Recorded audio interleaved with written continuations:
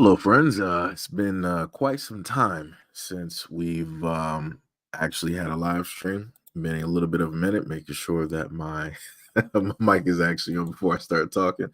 Um, much love, respect, and appreciation for anybody that's going to see this video a little bit later. It's probably going to be pretty light, considering the fact that I haven't done a live stream in quite some time because I've been trying to do my best to just push out videos as I normally would, right?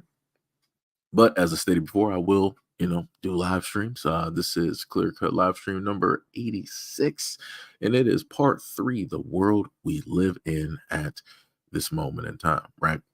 So we're going to look at a few videos that I was able to get off of social media, and we're going to take a look directly at those. Hey, Miss Yvette, what is up? What is up? Much love, respect, and appreciation. Good morning, good morning, good morning at this 5:16 a.m. Even though I know the time is probably different depending on, where you guys are specifically from. So we're going to get started and take a look at this. We got GI Samurai in the lobby. What is up? What is up? What is up? I'm talking as if I'm in Xbox, which is crazy. What is up? Good morning. Good morning. So let's take a look at a few of these videos here. Been getting the pep, I've been getting the rest. They don't know what, they know I getting stats. They see me, I'm getting up in there. I'm saying these niggas ain't chilling. These niggas ain't chilling. I'm killing them. These niggas I'm getting, I'm drilling them. These niggas I ain't even feeling them. How you feel about that? I don't. I'm trying to be a part of hustle gang, bro. Listen, man, let me tell you something. Stop running up to niggas thinking they gonna change your life, man. Ain't nobody gonna change your life but you. So you ain't gonna change my life, big bro? Hell no. You are. I ain't got the power to change my Yeah, life. you Hustle do. gang do. Yes, the hell you do. Hustle gang do, No. bro. So can you help me? I'm helping you by telling you don't look for a nigga like me to change your life. You got everything you need already. It's in you. Don't look for me. I feel like it's in you though. No. Yo, what is up, Timothy? So just to give people a little bit of a caption, it says, T.I. attempts to give an aspiring rapper some advice after she rolled up on him and started rapping. Stop running up on people thinking that they're going to change your life. So again, he's trying to inform the young lady that is a aspiring rapper that don't put all your eggs in one basket. Don't specifically depend on a celebrity like him just because he has influence, just because he has money, just because he has a label and possibly has pushed or elevated certain other artists directly out there. Don't specifically depend on him to do all of these things for you. And he is 100% correct. Right? Because if it comes to a point in time that he's no longer here, if it comes to a point in time that he loses money or he loses his label or he loses influence, then that person that depended on him is going to be looking like, yo, man, what happened? You were supposed to do this for me. And so there are some wise words that T.I. is specifically stating to this young woman. Let's continue. If you do what you need to do, I'm gonna come find you. You ain't got to come find me. You can reach all your fans right Bro, now. one more time. Say, I'm getting them, killing them, drilling them. I'm telling them what I'm feeling them. I'm part of hustle gang. These niggas sign me and then he know what's up because it's Big T.I. He know what's up. How was that? it don't matter how I feel, matter how they feel. You supposed to be impressing them, not impressing me. Appreciate that, big bro. Appreciate it. I needed that talk. Keep doing it. But do it for you and do it for them. Fuck a nigga like me. Don't worry about doing it for me. Yeah. Yeah. But as far as the rap though, like a scale of 1 to 10, I feel like if you keep doing it, it'll get better. It'll get better. I mean, so, again, he gave her some words directly out there and he told her, what it is. Like, hey, you keep going, it'll get better. Those lyrics, that wasn't it. But again, he wasn't going to sit up there and then, say anything to discourage this person. The other thing I want to state is this, though. I'm not sure what's going on where you got a lot of the women out here and they're talking as if they're guys. They're saying, all of these, all of the words that you normally hear from men. Right. And then when you listen to the lyrics, they're talking about shooting and killing. I'm like, what's going on? I'm like, when has that been? And again, this is not me trying to glorify. This is not me trying to say, if men do it, it's a positive thing. I'm just trying to, I just need somebody to help me comprehend. When has there been a time in history where women were just out here shooting and killing and stealing? Like when was that? Like what time was that? Like historically even.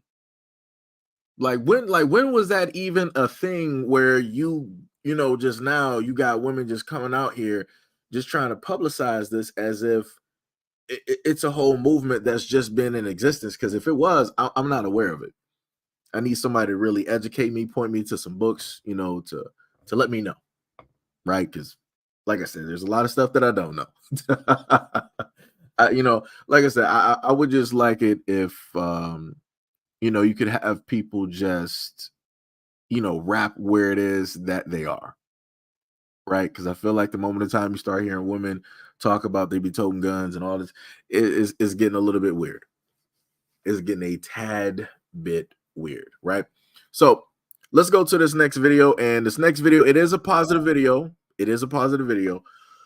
I have my critiques, but I'm going to keep those and I'm just going to focus on the positive actions of this black man. And I want to showcase this because in a lot of instances, people will just so happen to say that, hey, we need more black men to push positivity, to teach our young men to be leaders in the community. So you have this man. I'm not sure if he's a teacher or not. I'm just looking at the presentation. It looks like this is a classroom, but let's get into what it is that he's trying to teach these kids. Dating, and she's the waiter. When you come in, the men open the door for the lady. It's a form of I honor you. Men, we gotta make sure we're sitting where the door is. The reason why is because I gotta see who coming in that boy.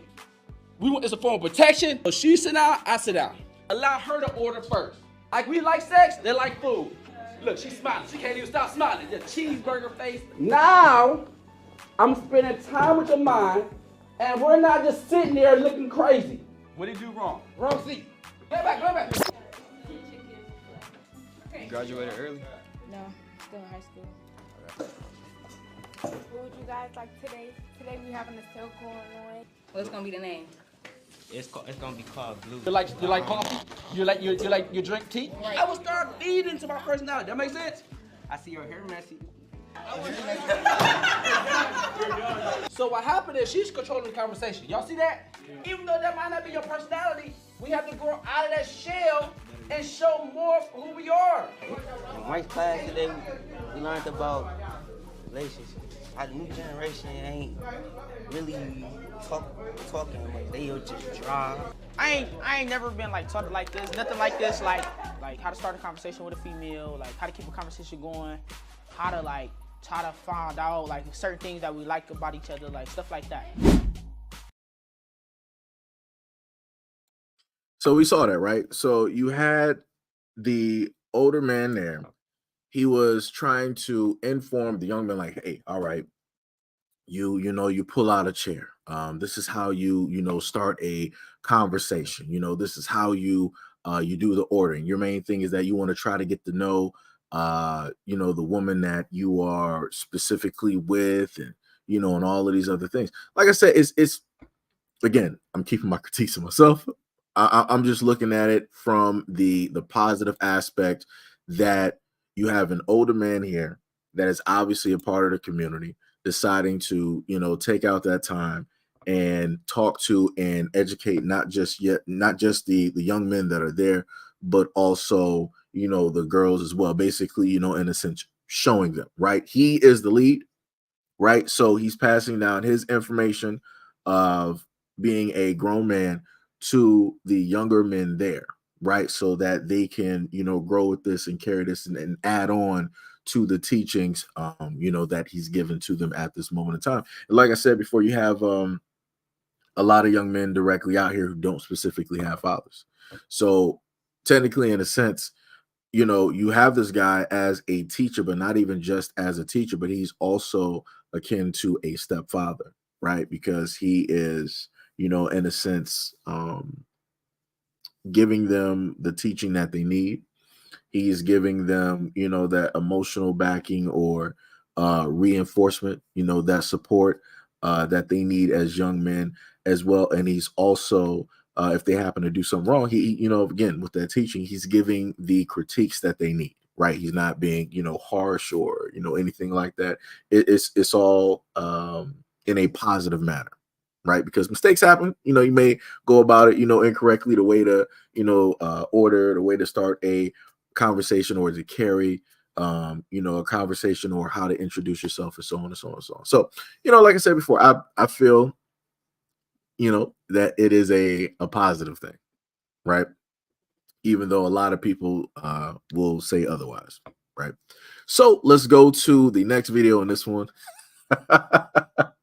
This one, let me, Lord, let me just play it. Let me just play it. Yeah, suburban bitches said, cause them hoes is lame for real. To my child scared of the people from the hood, but why y'all sit around and cosplay it all day, funky hoe? They lying. Everybody love them a good ghetto hood bitch. You bitches will start getting ready on a Friday just to make it to the club where me and my hood bitches hang out on Saturday, just to be seen by our hood niggas.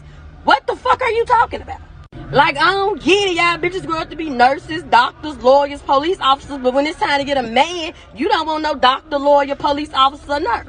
You want my good man riding around in that fin. Them hoes been listening to Tink all their life. But the minute I decided to get on Instagram and go, never let a hoe get out of line, my daddy raised the P. Never been in no band, but did Draco sound like a drum to me. Hit the club, we 30 deep, ain't no security touching me. Roll up the runs and Russian cream, cause it tastes like, you know what them hoes say? What's the name of that song? Boo. Put it on Molly Love. So my child don't like the hood or the ghetto. But we'll go to the ghettoist club and stand in the corner with your nose tooted up, mad, jealous. You want to be just like them bitches up there with their shoes off, twerking on each other's head and pouring shots. They ain't invited you. Same thing with the dudes. You been playing basketball for 12 years, Jamal. When you learn how to shoot a gun? Some men will change their whole persona to pretend they hood. One man tricked me so bad that he didn't know I was down with that lifestyle, baby. I got in the car, he was selling out a quarter. Go on, get me out. You from Beverly Hills, boo. I don't want that. Like, no, boo, that's not the lifestyle for you. You never made 50 off the 3-5. Go get a job. Honestly, I just think hood bitches and hood niggas and shit really be the blueprint. When y'all hoes run out of jokes, what y'all do? Y'all start acting out hood scenarios. Come on now. The men will literally run to the nearest beauty supply store, get them some lashes, nails, and a wig, and call themselves LaQuisha to get a laugh. So what? Y'all not scared of hood bitches. Y'all jealous. Love a hood bitch from infinity to infinity. So we heard that, right? So what took place, what she was referring to, she was specifically talking about the fact that you have people in the suburbs, and we know who it is, you know, making videos, showing up on TikTok, wanting to state how, you know, they're afraid of Black people in the hood, right? And how they have all of these stereotypes and all this, you know, yada, yada, yada.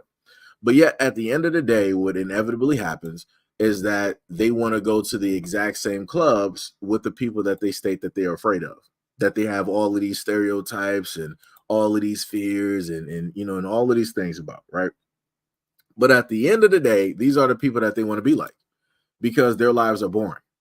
So because their lives are boring, they, in a sense, want to be around something that they would consider exciting, right? And that would, you know, inevitably be Black people, right? So you got Black people just in their environment, around their people, celebrating, you know, having fun, you know, being jovial and, you know, and all of these things, right? Something that they don't really get a chance to do or have specifically, right? Because the way that Black people have to celebrate, the way that Black people talk, the way that we move, the way that we just vibe out, you know, the way that we just are, is something so electrifying that it pulls other people to us without us even trying. Even if we're just doing something so basic, because of the amount of energy or the way that we do it, something basic can just seem extraordinary.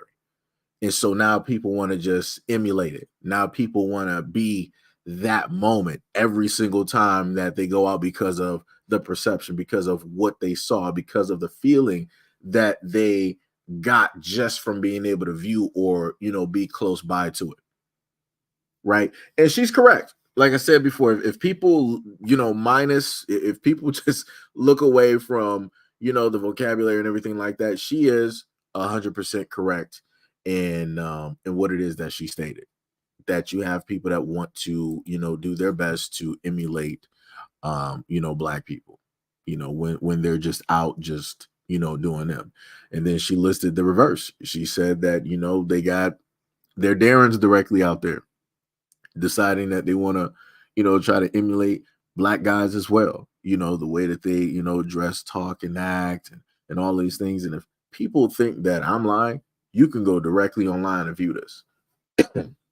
You can go directly online and you can view a lot of those things taking place. Trust me, before about the hour or so that I spent directly online before I did this live stream, fields of videos directly up there where I'm watching, um, you know, the majority, right? Acting as if or talking as if they're directly from the hood, right? Trying to give off that whole, you know, tough image, that whole perception. And it's like I said, it's crazy. I miss the times where people would actually just be them. If you're like, how to sit up there, if you're from the Caucasus, if you're a pagan at the end of the day, and you know, your people came directly up there from Europe, yo, just be you. You're from the suburbs. It is okay, Steven. Like, nobody got a problem with you. It's all right. You don't got to try to come through with like a ball fade, and you trying to, you know, do rag and waves and all this other type of, you trying to, you know, walk with like some type of like whatever. Like, it's crazy. Like, people just need to have pride in whoever it is that they are. That's the problem that we have at this moment in time. There's not enough people who are, you know, proud of just them, right? So this is why you have a lot of emulation. So whenever I happen to see how it is that black people, how we are initially in America, and you start to see other people emulate that, I'm looking at the world, in a sense, not being proud of themselves. That's what I'm getting from that. Because when I look at other people's culture, I'm like, yo, your culture is actually like pretty dope. It's like, yo, the language, like how you guys like speak, you know, the natural garb that you guys, you know, have, and the types of food. Like, I'm sitting up there like, of course, I'm proud of the culture that I have. The good, the bad, and the ugly. Like I said, it is what it is. I'm still going to sit up there and take that culture over any other at the end of the day, right? But when I look at other people's culture, I can sit up there and admire and appreciate their culture for what it is, right? But it doesn't seem the exact same when it's people from other cultures. It doesn't really seem like people really appreciate theirs, because I always see them emulating black people. And I'm like, for me, that's crazy. That's 1,000% crazy. But I don't know. Like I said, that's just me. That is just me. You said, what's on her head? I think that might be a bonnet, I guess, because she's in a car. I'm not sure. I guess she's in a car wash looking at the background. Look like she might be sitting in a car wash or whatnot. But yeah, so this next video right here, I'm just trying to figure out, why is it now? Let me just show this, right? So we see this, right? We're clearly on the beach, right? We in Rio de Janeiro, right? So we clear cut see water, correct? We see the sands, we see the beach, we, you know, see the large, what, like sand umbrellas, I guess you would call them, and we see people just there, right? You see two people directly in the front, right? You got the water, endless skies, endless water. Somebody needs to help me. Just allow me to comprehend. Allow me into your mental, and try to inform me on why it is that people want to just stop and stare. Shout out to One Republic. But I just want to know, right? So let's look at this real quick. You'll see what I'm talking about.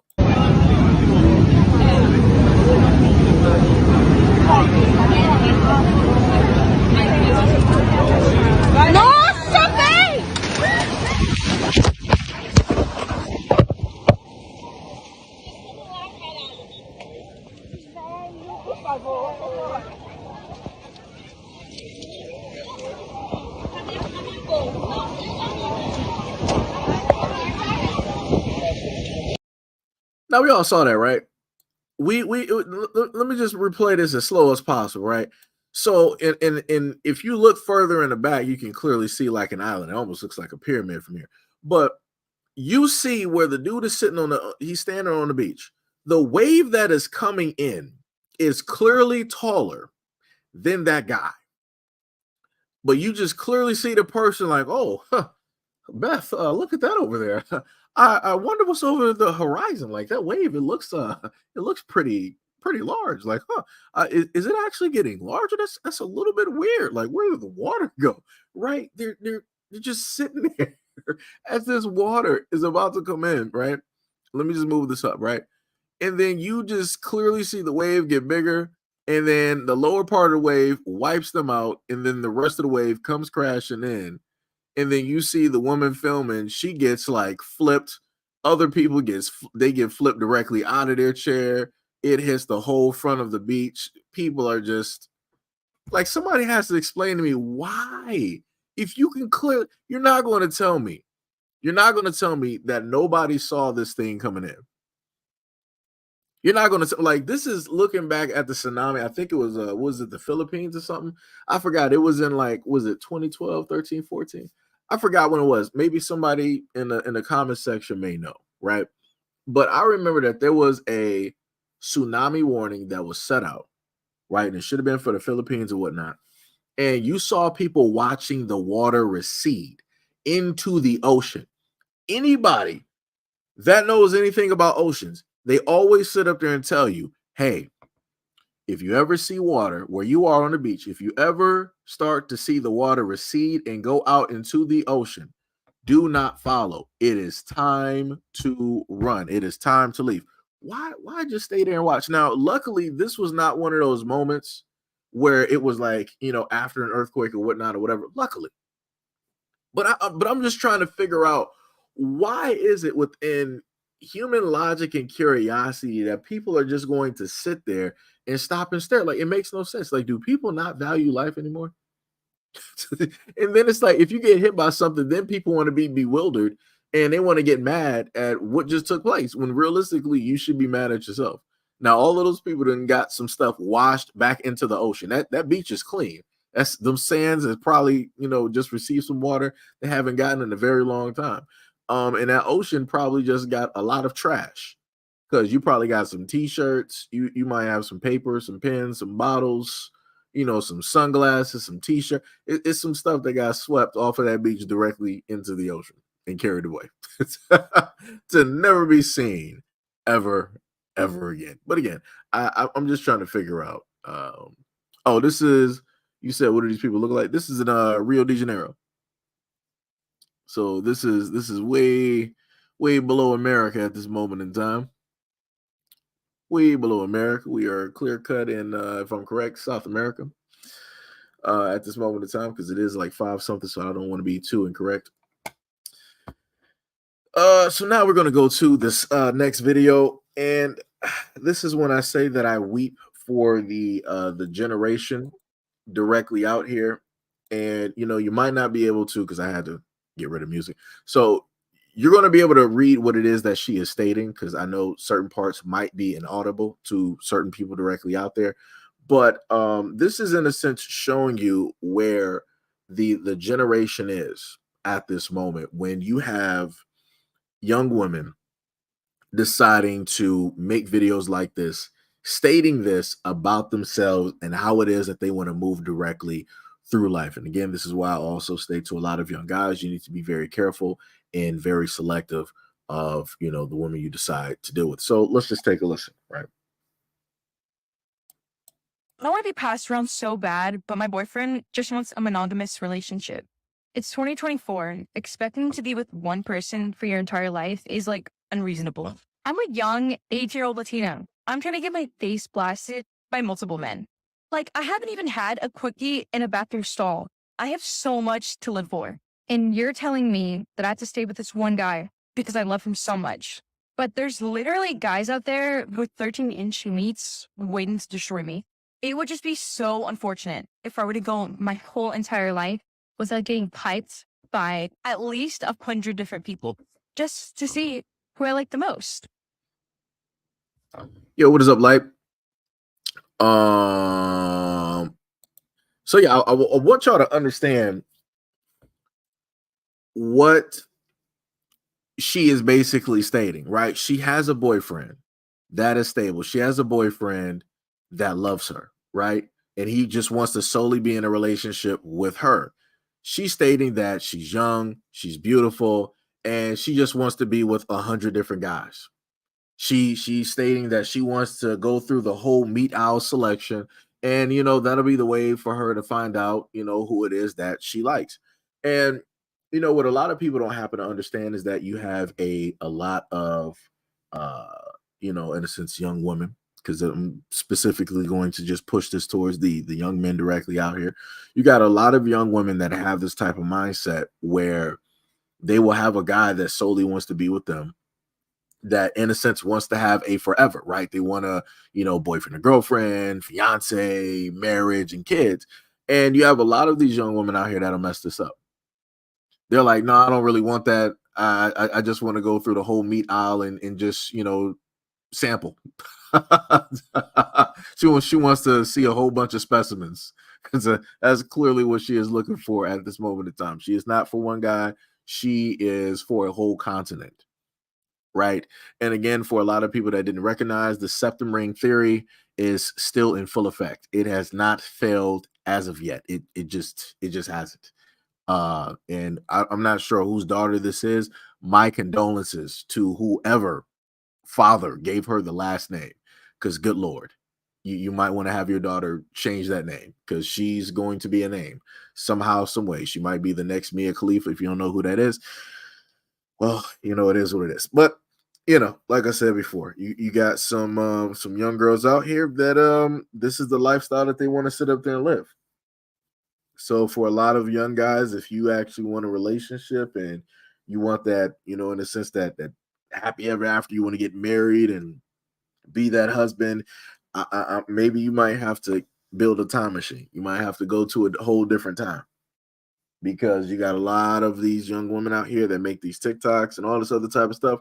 And a lot of them will follow each other. They'll have groupthink, hive mind, theories, all this other type of stuff.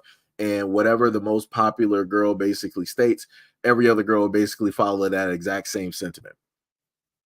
And this is why you have a lot of girls, living the lifestyles that they live at this moment in time. It's not good. It is not good. And this is some of the stuff that I've tried to, speak on before, about how this culture is not great, right? Because if you got one man's daughter out here speaking like this, right? One woman's daughter out here speaking like this, just think of all the rest, right? And she's the most vocal at this moment in time. Just think about the silent majority directly out there that have the same mentality as her. They're just not putting it on social media.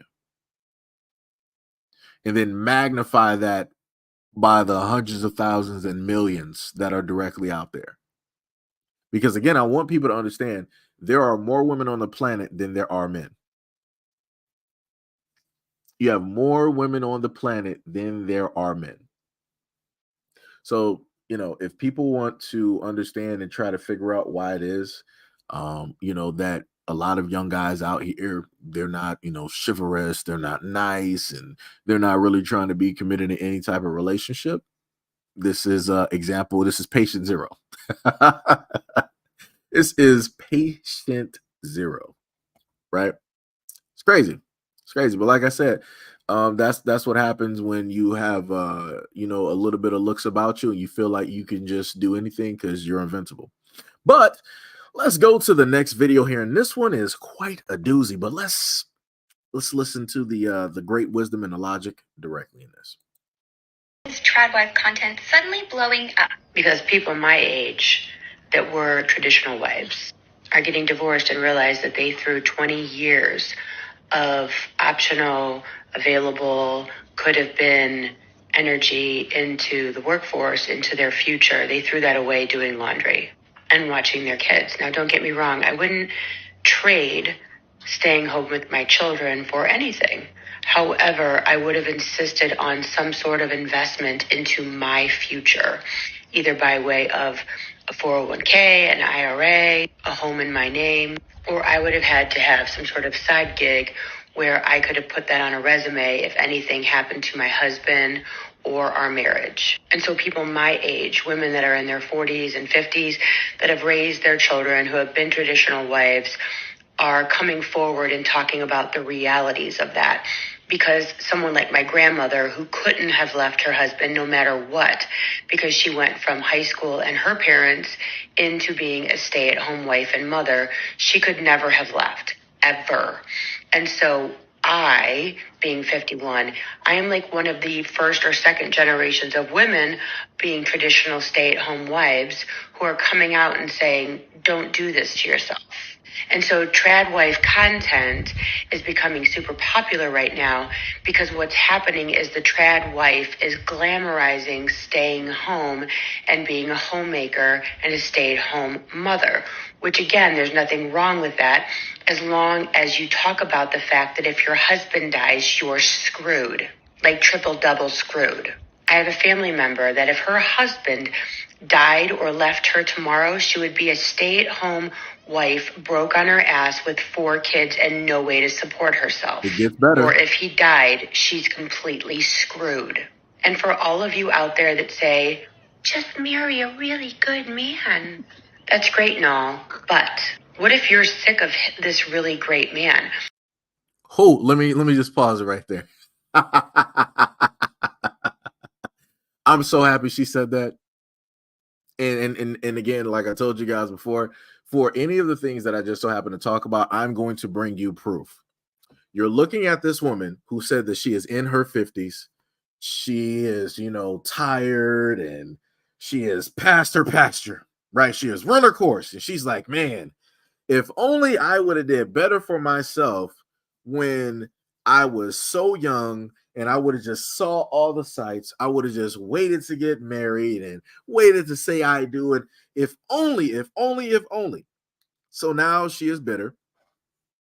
Now she's sitting up here on TikTok and she's like, hey, I gotta tell these younger women, don't do like I did. Don't go out here and sit up there and get married, and don't go out here and think of wanting to be a wife and wanting to have kids. No. Go out here and run and get a career. Make sure you do all of that, and also see the sights while you're doing it. See the sights and get a career. Just don't have kids and don't get married. Just sit up there and hold that off as long as possible. Better yet, don't even do it at all. And then she sat up there and told you, she was like, yo, but what if she gave the example of the nice guy, right? Because some people in the comment section would say, well, why not just date a nice guy, a guy that would actually care about you, that is supportive, that is actually there. She was like, well, what if you get sick of this really great man? Ooh.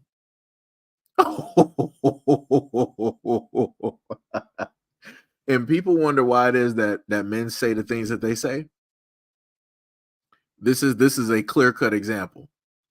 People wonder why it is that men say the things that they say when it deals with marriage. And I want to reiterate to people right now, women initiate 70 to 80% of the divorces. Let me repeat that number again. Women initiate 70% of the divorces when it deals with women with only high school education. That number goes up to 80% when you have women that are college educated. And this woman is sitting up here telling you that it don't even matter if the dude is a great guy, if he's a loving guy, if he's the ideal or the nicest of the nicest guys. As a woman, hey, what if you get sick of them? So that just is telling me that women don't actually like nice guys. That's what that's telling me. That's telling me that women don't actually appreciate a guy that actually values them, that actually loves them, that wants to be that husband, that wants to be that fiance, that wants to be that father, that wants to be that provider, that wants to be that protector, right? It's not appreciated. Because I'm looking at this woman right now, and she stated that she's at 50, and I'm looking at how, the presentation, right? She's trying to pull back that youth, right? Because I see her with the nose ring and everything, right? And that's telling me a lot of things. Like, she has, some regrets. Like I said, I don't know who her husband is. I don't know who her husband was or how the marriage basically went. But the main thing out of her mouth was that, hey, what if a woman gets tired of the nice guy? Wow. And women take advice from women like this? That's what I'm just trying to comprehend. Because all the times that I see women online getting mad when men happen to state certain things about marriage, dealing with divorce and dealing with like kids and all of these things, and women take it as if you're automatically trying to badmouth women, you're trying to speak negatively, but these are men trying to share their experiences. These are men trying to tell younger dudes like, hey, obviously I was dumb, I messed up, I made a mistake, I don't want you to be me, so do better. So let me sit up there and hand you this book of all of my mistakes. I'm going to let you analyze these things. I'm even going to put my own analysis, on the things that I went through. And then you basically come through with a prep and a plan on how to deviate and how to make sure that whatever my future is at this moment in time, you don't arrive at this exact same spot. That's what men do. But when men do it, women feel that it's an attack on them. They feel that it's an attack on all women. But yet you have a woman here that is telling this is literally on TikTok. I'm pretty sure that this video got hundreds of thousands, if not potentially millions of views. And this woman is literally telling women, hold off on marriage, stop marriage, just go out there and get your education, which is no problem. If a woman wants to go out there and go to college, get educated and all this, so be it. I have no problem with that. No man out here is trying to stop any woman from progressing, for trying to educate, for trying to elevate herself or make more money, whatever it is that people want to sit up there and women want to determine for themselves. The problem comes in when the same women who decided that they wanted to hold all of this off for whatever amount of time and also dibble and dabble and play around, then they want to sit up there and be like, all right, I got my career, I dibble and dabbled, I'm ready to sit up there and settle down. Now I want a family and kids. So now, those women are, in a sense, reaching their 30s, they're reaching their 40s, if not their 50s, and they're sitting up there looking around and they're not really seeing good prospects, or they're not seeing men that they would deem attractive, or the men of their age are not attracted to them. So then it becomes this jaded type of thing where they're like, well, I'm getting rejected from, the men of my group because they're intimidated by an educated, woman, right? Because again, this woman here, as the example, she's sitting up there telling women to go out there and get their education and so on and so on and so on. But she's not sitting up there telling them what's going to specifically come with it. When a man decides that he wants to elevate himself, when he wants to educate himself, right? When a man chases, the money, or he chases that dream, women come with that, right? If a man decides that he wants to sit up there and chase just, women, he's going to sit up there and lose everything. You're going to lose the money. You're going to lose your drive. You're going to lose all opportunities, right? That's just the way that it works, right? When women decide that they want to sit up there and chase the money, you lose the men. Because what end up happening is that women will now start to get this mentality. It's like, okay, what was Steve Harvey's book? Think like a man. So that's what you start to see women do. It's like, okay, so now I'm sitting up there, I'm chasing the bag. I'm just like the guys. I'm out here, I'm chasing the bag. I'm sitting up there grinding. I'm sitting up there hustling. I'm doing this, I'm doing that, right? So you got women out here stressing out. You got women up here drinking heavily. You got women up here taking a whole host of drugs. You got women going out to clubs at all different times of the night. You got women going out here and sleeping with all different types of men. That don't mean them any type of good. Now, I want to reiterate, people are free to do whatever it is that they want to sit up there and do with their body. Correct? Correct. But when men give you the example, men are the blueprint, right?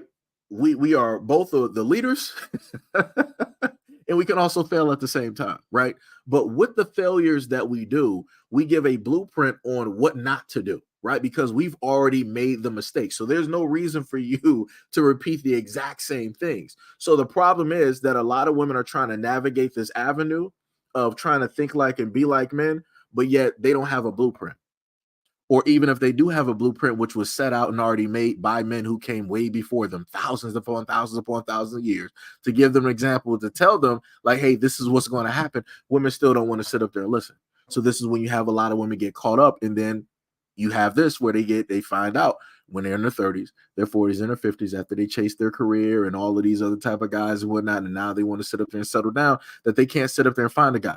No matter what age a guy is, a guy can sit up there and always get married. A guy can be 70 years old and he can find a woman somewhere out there. Let a dude be 70. He has some type of money that is basic. He's going to be able to find a woman. There's going to be a woman, and I know what some people are going to say was like, oh, well, they're only marrying him for the money. It don't matter. He's getting married. If he has money, that means he's able to provide. He's able to give them a certain type of lifestyle. They're able to get some type of comfort, some type of security. So it don't matter if the woman is money hungry or not. The main point is that man is going to sit up there and get married. But if you put a woman in that exact same circumstance where she is in her 70s and she got all of this money, 9 times out of 10, she ain't getting married. She's not going to sit up there and find a husband. And that's just the facts of life. Like I said, there are double standards out here, which a lot of people don't want to sit up there and admit to. Like I said, women got a whole bunch of double standards of which they can, progressively upgrade and elevate themselves. Case in point, look at Kamala Harris. Right? People forget that at one moment in time, just like with Neo, when they saw him walking down the street with 2 women, that was Kamala Harris. Kamala Harris, way back in the 90s, during the Montel show, that was a syndicated talk show that was all over the United States. He had Kamala Harris. This is way before she was who she is now. And he was the one that introduced the world to her. And then after that, Kamala Harris was working her way up. She was dating up, as some people would like to say. So then she messed with another guy who was black, and he was married during the time, but he had pull, right? He had power. And she progressively kept going up and up and up and up until she got to where she is at this moment in time. And she now secured the husband that she has. Right? So, like I said, I don't know. Some people may hear it. Some people, may not. I don't know. DSA once said she didn't mention that if they're married and he passes and whatever benefits he had, she gets. Yeah.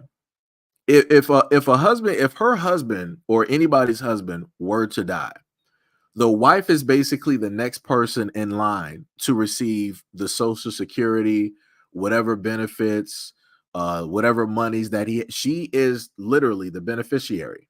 But she's trying to make it seem like, I'm glad DSA one caught that. Shout out to you.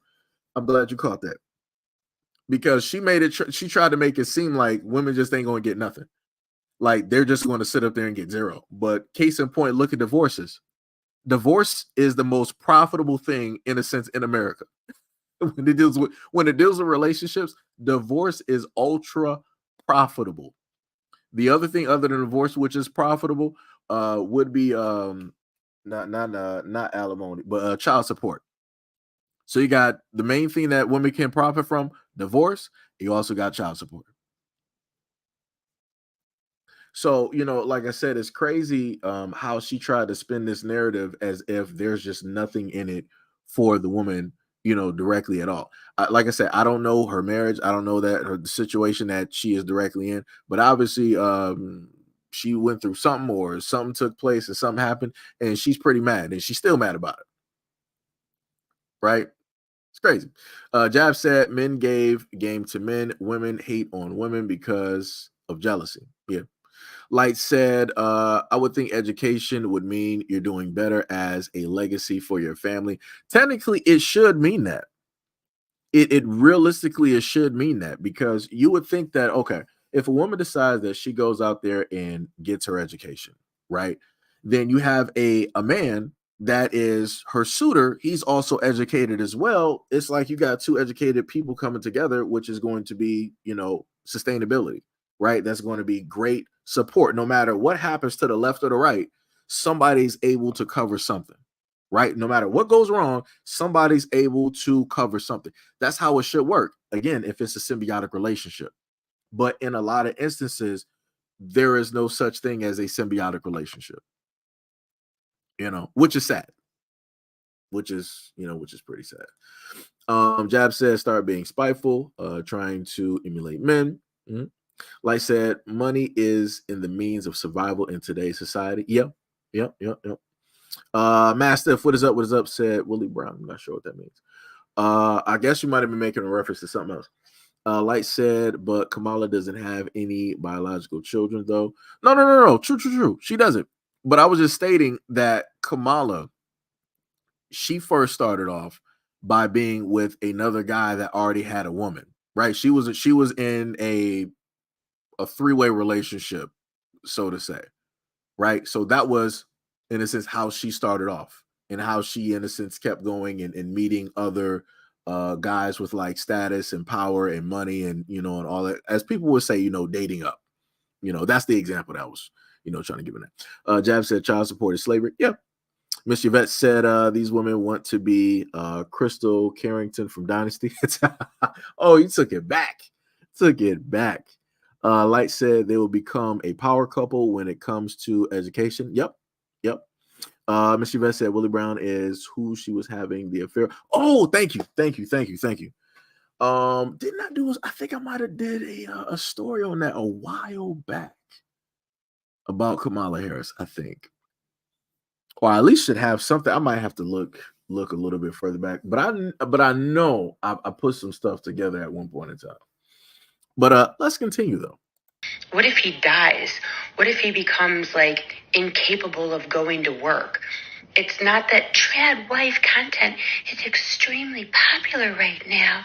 Everyone's being mean. What's happening is that we are the second generation of women coming forward to say, quit being so goddamn stupid and protect yourself. 50% of marriages end in divorce. And while he's making $100,000+ a year, you have no skills, no career, no resume, nothing except for kids and a dog and God knows what else. You live in an apartment while he's got his new 20-something in his penthouse or the family home. So good luck. Hold on. Like, I don't know how people just rewrite stories. Makes no sense. Now, again, the rest of this video, I'm watching with you guys for the first time. I'm just trying to, like I said, you can hear the anger in her voice, right? And I want to make people understand. We're in 2024, right? Let's just put it to like the 2000s, right? Women are able to be as stay-at-home moms and also work on a side hustle. Women can literally do that. I've showcased stories where single mothers who have 2 to 3 kids have made a multi-million-dollar business. So people can't tell me that it's impossible for women to sit up there and do this when I have examples and I also follow those exact same women on social media. Nobody can sit up there and tell me that it's not feasible because I know that it is. Because you literally have women out here that have laid down and showcased the blueprint on how it is that they did it. They went over their full story, right? They might have even been homeless in certain extents, and they still sat up there and did this with kids out of a shelter or whatnot or whatever, right? So this woman is literally trying to sit up there and make it seem as though a divorce will just sit up there and happen and a woman won't sit up there and get nothing. I'm not sure what state she lives in, but 9 times out of 10, women get alimony. I want people to understand this as well. There's a such thing, and I did a live stream on this before, and I went over this information. This was probably like last year. There is a such thing as forever alimony. I'm not sure if people are actually aware of that. And there are several states that have this type of alimony where a woman will be getting paid for 10, 20, or whatever, amount of years. Like if that woman does not get remarried and all of this, you're going to be paying alimony. You're going to be paying money out to her for years. And I'm like, that's crazy. I'm like, who made that as a law? Why is that even a rule? That needs to be abolished. That makes no sense. Like there is no reason that you're going to sit up there and tell me that a dude who divorced somebody 20 years ago needs to still be sitting up there paying her money. That's crazy. You mean to tell me that you can't get up and work? You can't find a job nowhere? You can't sit up there and like Uber? You can't just like do something? Like you need a dude sitting up there facilitating everything for you for like the next 20, 30 or whatever years? That's lazy to me. That is 1,000% lazy. I don't care how mad women might be at men and all this, but that's crazy. That's 1,000%. That makes 0 sense. Like that's worse than jail. Like that's crazy to me. Because it's like people don't even understand. It's like even if a woman is getting alimony, she's double dipping, right? So let's say a woman is working. She got her own paycheck. Then she got the alimony from the ex-husband. Then on top of that, she got child support. Then on top of that, she got a brand new guy, the boyfriend, who is also facilitating stuff for her. She's not using any of her own money on nothing because she literally got 2 guys in the government paying for everything. And people wonder why it is that guys complain about having to pay out or dish out money, because it makes no sense. It literally makes no sense when women can literally have multiple sources of income without even having to work. It's crazy. It is completely crazy. Completely crazy, 100%. But like I said, you got a lot of people out here that want to rewrite narratives and try to tell women like, oh, be afraid of marriage. Don't sit up there and do it. Stay away from it and all this. Like I said, you got women out here trying to mislead. You got a lot of women out here trying to mislead. That's that good old feminist movement. It's crazy. Yeah, spousal support. Thank you. Wait, what did I say before? Did I say the correct thing? The correct terminology? I forgot. All right, so let's continue.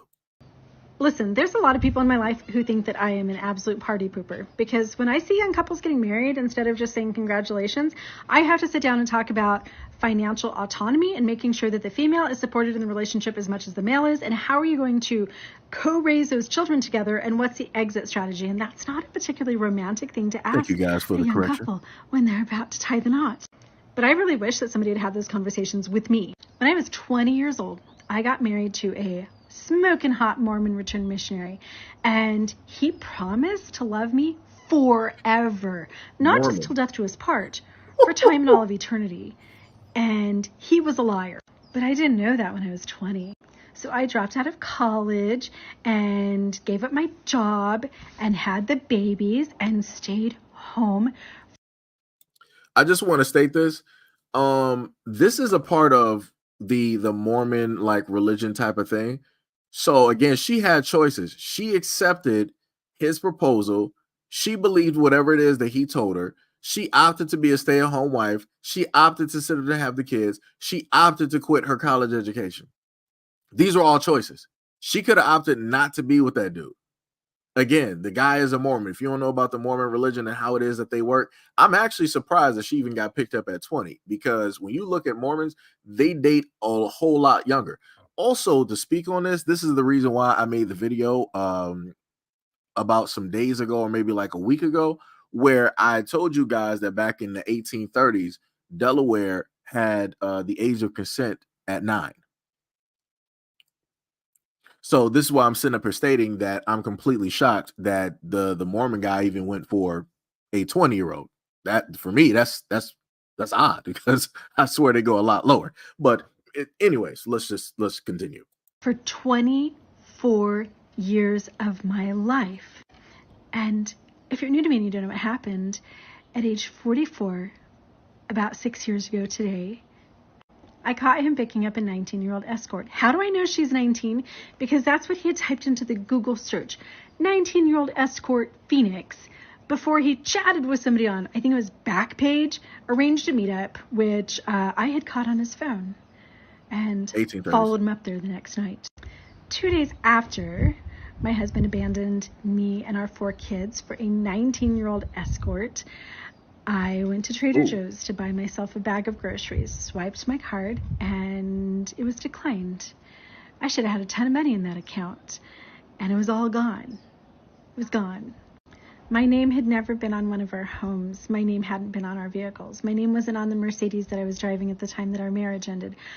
He was able to evict me from the condo that we were renting together because I didn't even exist on the lease, not even as a roommate, not even as a pet. He just canceled the lease. I was just some weirdo living in the condo that Jake had canceled, and so the apartment evicted me. I'd always kind of thought in my head too, like, being a homemaker gives me a lot of skills that I bet would translate into a job. So I right away put together a resume, talked about all of the work that I had done in our family businesses, and went out and started interviewing for jobs. And there was not a person in this entire fucking world who wanted to hire a 44, 45, 46-year-old who had been a stay-at-home mom since the time she was 20. So my first and actually only job that I had after my divorce was $11 an hour, working as an assistant in an elementary school classroom 4 hours a day. You did the math, $44 a day. The only reason that my rent is paid this month is First of all, my TikTok followers are constantly supporting my content, and I have 3 separate jobs: sales job, furniture flipping business, and I'm still working my Mormon essential oils MLM. I work 7 days a week. I have no retirement. I live in a family member's guest house that they could sell at any moment. I've only existed in the credit world for about 4 years, so I can't finance anything. And it just kind of pisses me off that I went into my marriage thinking that I had a 100% success rate. I didn't have an exit strategy. I didn't have any way to support myself if things went south, and here I am. So I've been living this out on camera for the past 3 years, and I don't plan to go anywhere. I'll keep you posted. Let's see how it ends. Would have been better if I had made different decisions in the beginning, and I wish that somebody had told 20-year-old me that a man is not a plan. Never has been, never will be. So, again, I just want to state that she made, as a 20-year-old, she made these decisions. I can only imagine how old the guy was that decided that, hey, I want this 20-year-old to be my wife. Yeah, you got a baby making hips. I can only imagine the age, especially Mormon. I can only imagine. Only imagine. This, to my knowledge, if I remember correctly, Mormons are the same ones that said that the reason that Black people exist are because they're curses.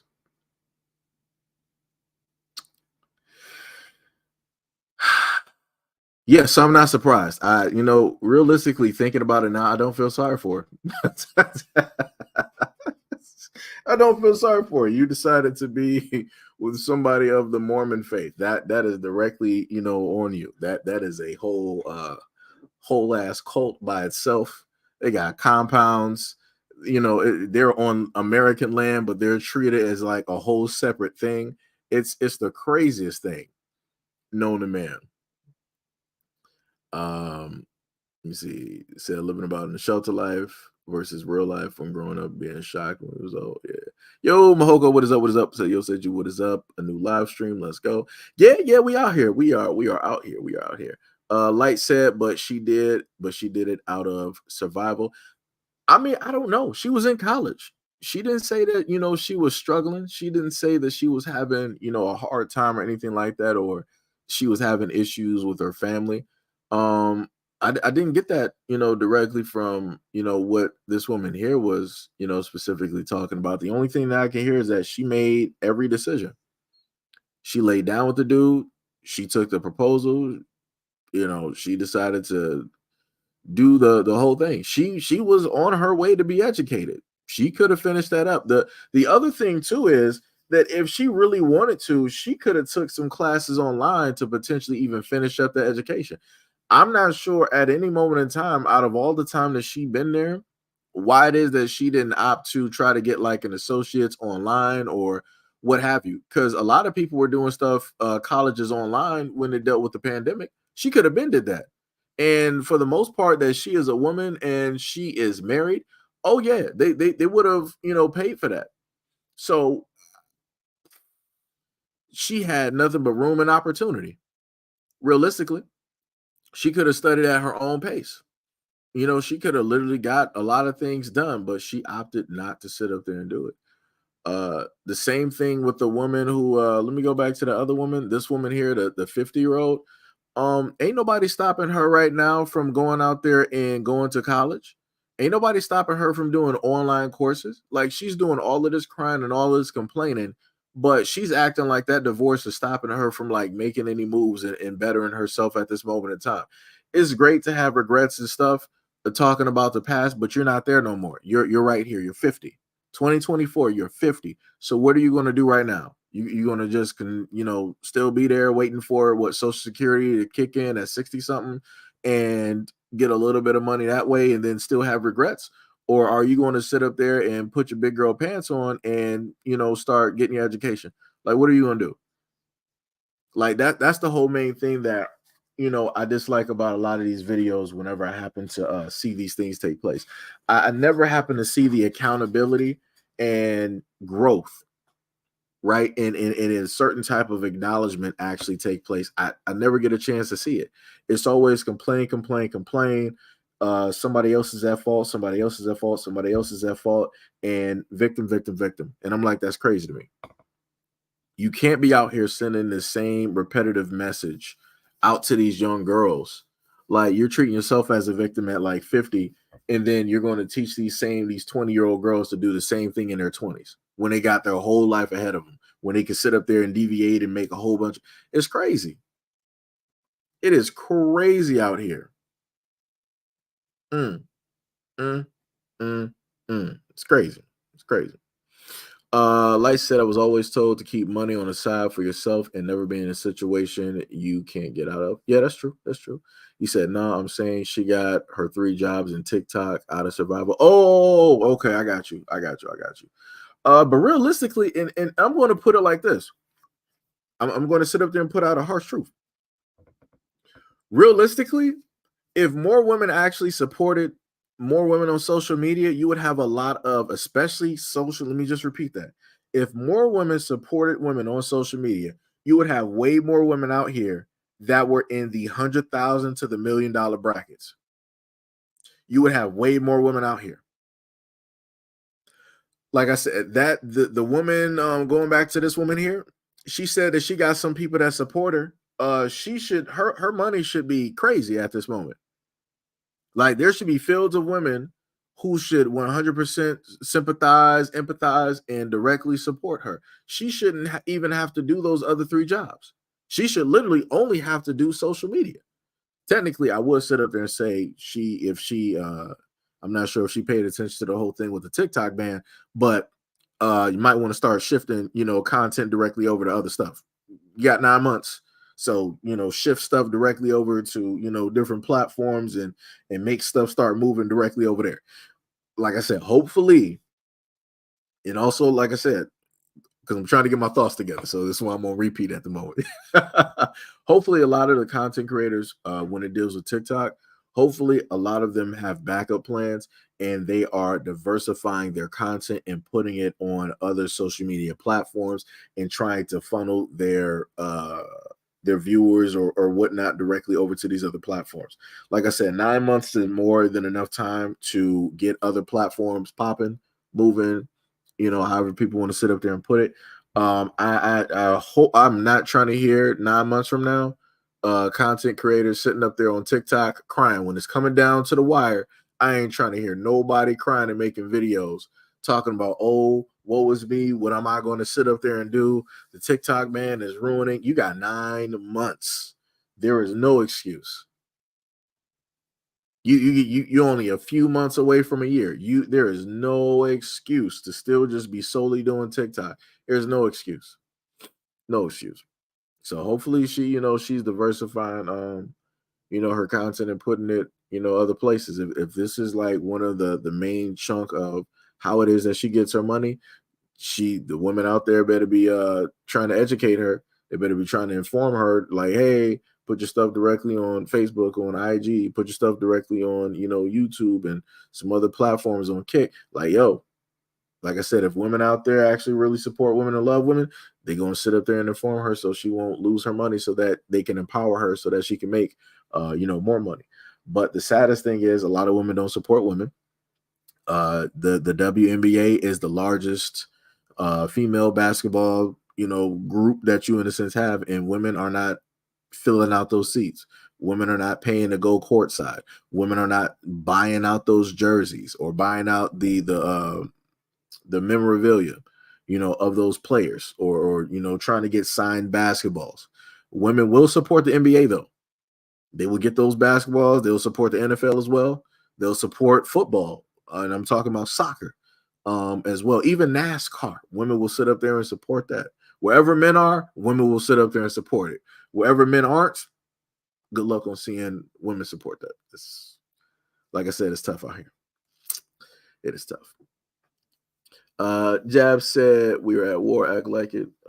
If I act the same at 43, the same way I acted when I was 23, please end it. Light says she will have to do more, definitely, if she's not on government assistance. Yeah. You also said all TikTok people need to do is move their followers to IG and YouTube. Yeah. Yeah. But it's going to be hard to get people to actually do that. That's the the one main problem with that. A lot of people don't necessarily want to put in the actual work to do it. So it's tough. So let's look at this next video that we have directly up here. 0 sex drive for years.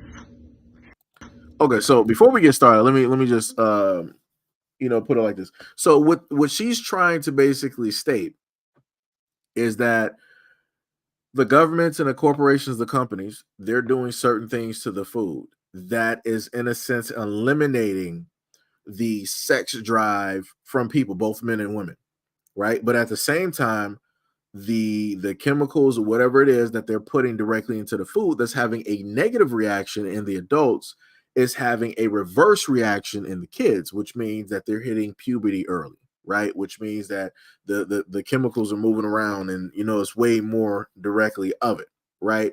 Basically trying to age and progress them, right, while also regressing, right, or degressing when it deals with I'm just going to say it in Discovery Channel terms, the mating, the cohabitating, the loving nature in between, a man and a woman, right? So I'm not sure if anybody else has, in a sense, noticed that, with certain foods with the different chemicals and, it has a reaction on, the sex drive and different things of that nature. But let's just take a listen to what she's saying. I had 0 sex drive for years. So I went and got my hormones checked from my OB. Checked them, came back. They said, normal. You look totally normal. Take some extra vitamin D. Here you go. Take that. Took it. No difference. Maybe I just need to spice it up a bit. Maybe I don't like my husband. Maybe something else is wrong with me. Maybe I need a better body. Years went by. 0 sex drive. Then other things start happening. My brain gets crazy foggy.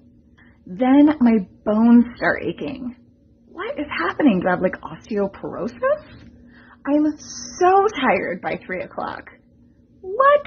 Maybe I'm just getting old. Then a crazy annoyance to touch. Like my child trying to put her hand on my arm while we were just watching a movie. Couldn't do it.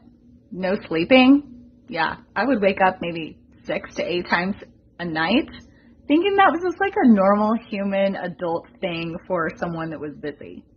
Apparently that's not normal. I started thinking maybe I have depression. Maybe I have ADHD. But something told me that's not right. There's something else going on here. And wouldn't you know, a friend recommended hormone therapy. So I go to a hormone therapist clinic and I get hormone therapy. Sure enough, 2 days later, 2 freaking days, I sleep through the whole night. I go to bed and then I wake up in the morning. What? 7 days after the therapy. It is after dinner, it's 8 o'clock, and I realize, holy shit, I was never tired today. I feel like a regular, just generally happy human all the way through the entire day. What? And now, 2 months in, guess what my body wants more often? Oh yes. That. Seriously? The reason why I was told that my hormones were normal is because probably 90% of women are walking around so imbalanced, so low on testosterone and progesterone, we feel like we're insane. You're not crazy. Go find answers. You're not crazy.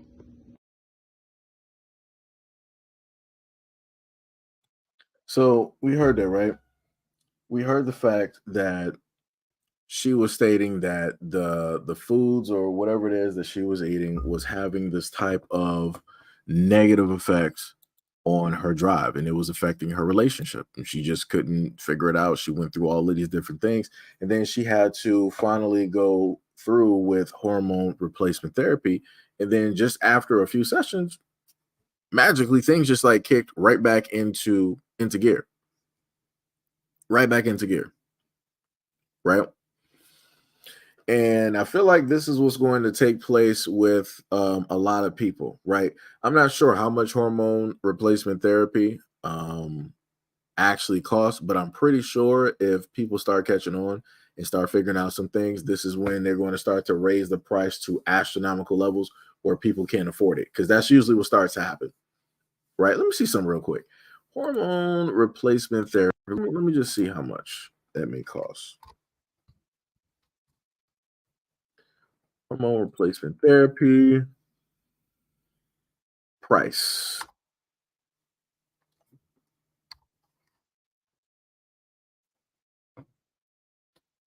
And price. So they said the average, and this is just looking on what is this? This is liverevital.com. They said that the average treatment cost for bioidentical hormone replacement therapy is between $200 to $500 per month. The cost includes high quality medications, customized treatment plans, and follow up appointments. The price of your treatment plan will greatly depend on your individual plan and your insurance eligibility. So actually, it's cheaper than what I thought it would actually be. I'm thinking that this was going to be in like the thousands of dollars, but that's not actually too bad. Let me see something real quick. So just on a low end, so that's about 2,400 within a year that you would spend directly for that. Huh? Not bad. It's not bad at all. That is not bad at all. Let me see. Yeah, she did say vitamin D, yeah.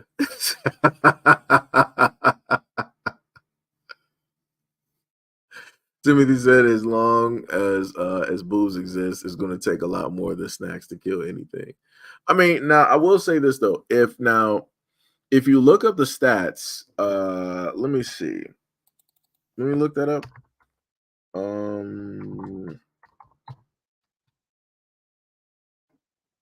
Let me see, is testosterone.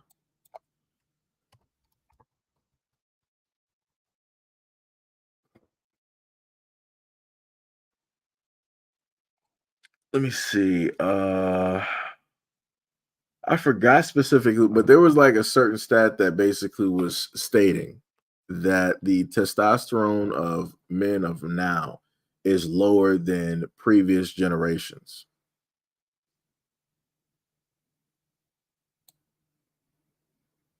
Just let me see, testosterone in men.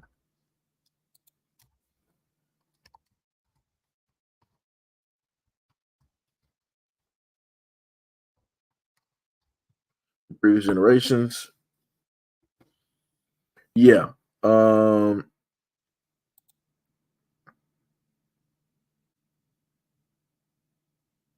So just going by this one thing here, did our ancestors have more testosterone? They said that they found nearly all the skulls belonging to people who lived more than 80,000 years ago showed evidence of testosterone levels that were higher than any modern day human, right? So then go to Heal.io, and they were saying generational decline in testosterone levels observed, right? And they said that researchers observed a substantial decline in testosterone among United States men from 1987 to 1999 to 2002 through 2004, right? So there is a decline in testosterone versus, previous decades. And I will just go out on a limb and say that I'm going to give that to the foods that are taken in and eaten, right? A lot of people happen to eat junk food, right? So if there's, fast food, if there's any type of sugary drinks, you also have different meats directly out there, because one of the main things that for a lot of the men out there, do your research if you would like to. If you happen to eat a lot of red meat, that can also lead towards prostate cancer. Might want to just so happen to look that up. And if you are a black male in the United States, you are 3+ times more likely than your white counterpart to die from prostate cancer. So that's, always, just putting that out there for whatever reason, just a side conversation, go out there for those prostate examinations, because it is not a game. It is not a game at all.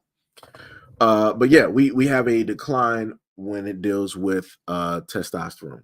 So again, if you happen to watch certain videos or read certain articles about the chemicals in different foods, I've done quite a few videos, including some live streams, where I've gone over the different types of poisons, of the different types of metals that are in foods, some of which can cause dementia, Alzheimer's, kidney disease. It can cause blood problems. It can cause issues with your heart, such as heart palpitations. It can cause brain fogs, jitteriness, muscle spasms, a lot of different things. So again, a lot of people take risks, unnecessary risks, every day when it deals with the stuff that they take in and they eat, right? So again, for all of us that happen to eat any type of fast food or whatnot, we're taking risks every day,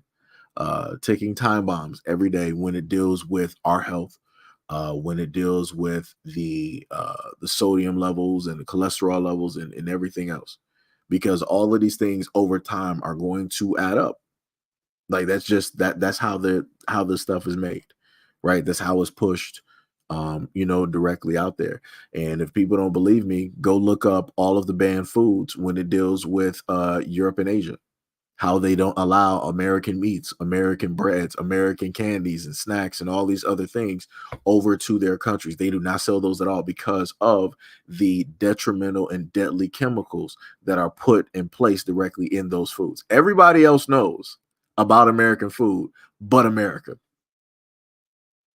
So again, for me, I'm looking at, from the things that I've read over the years, there is a lot of validity to what this woman is stating.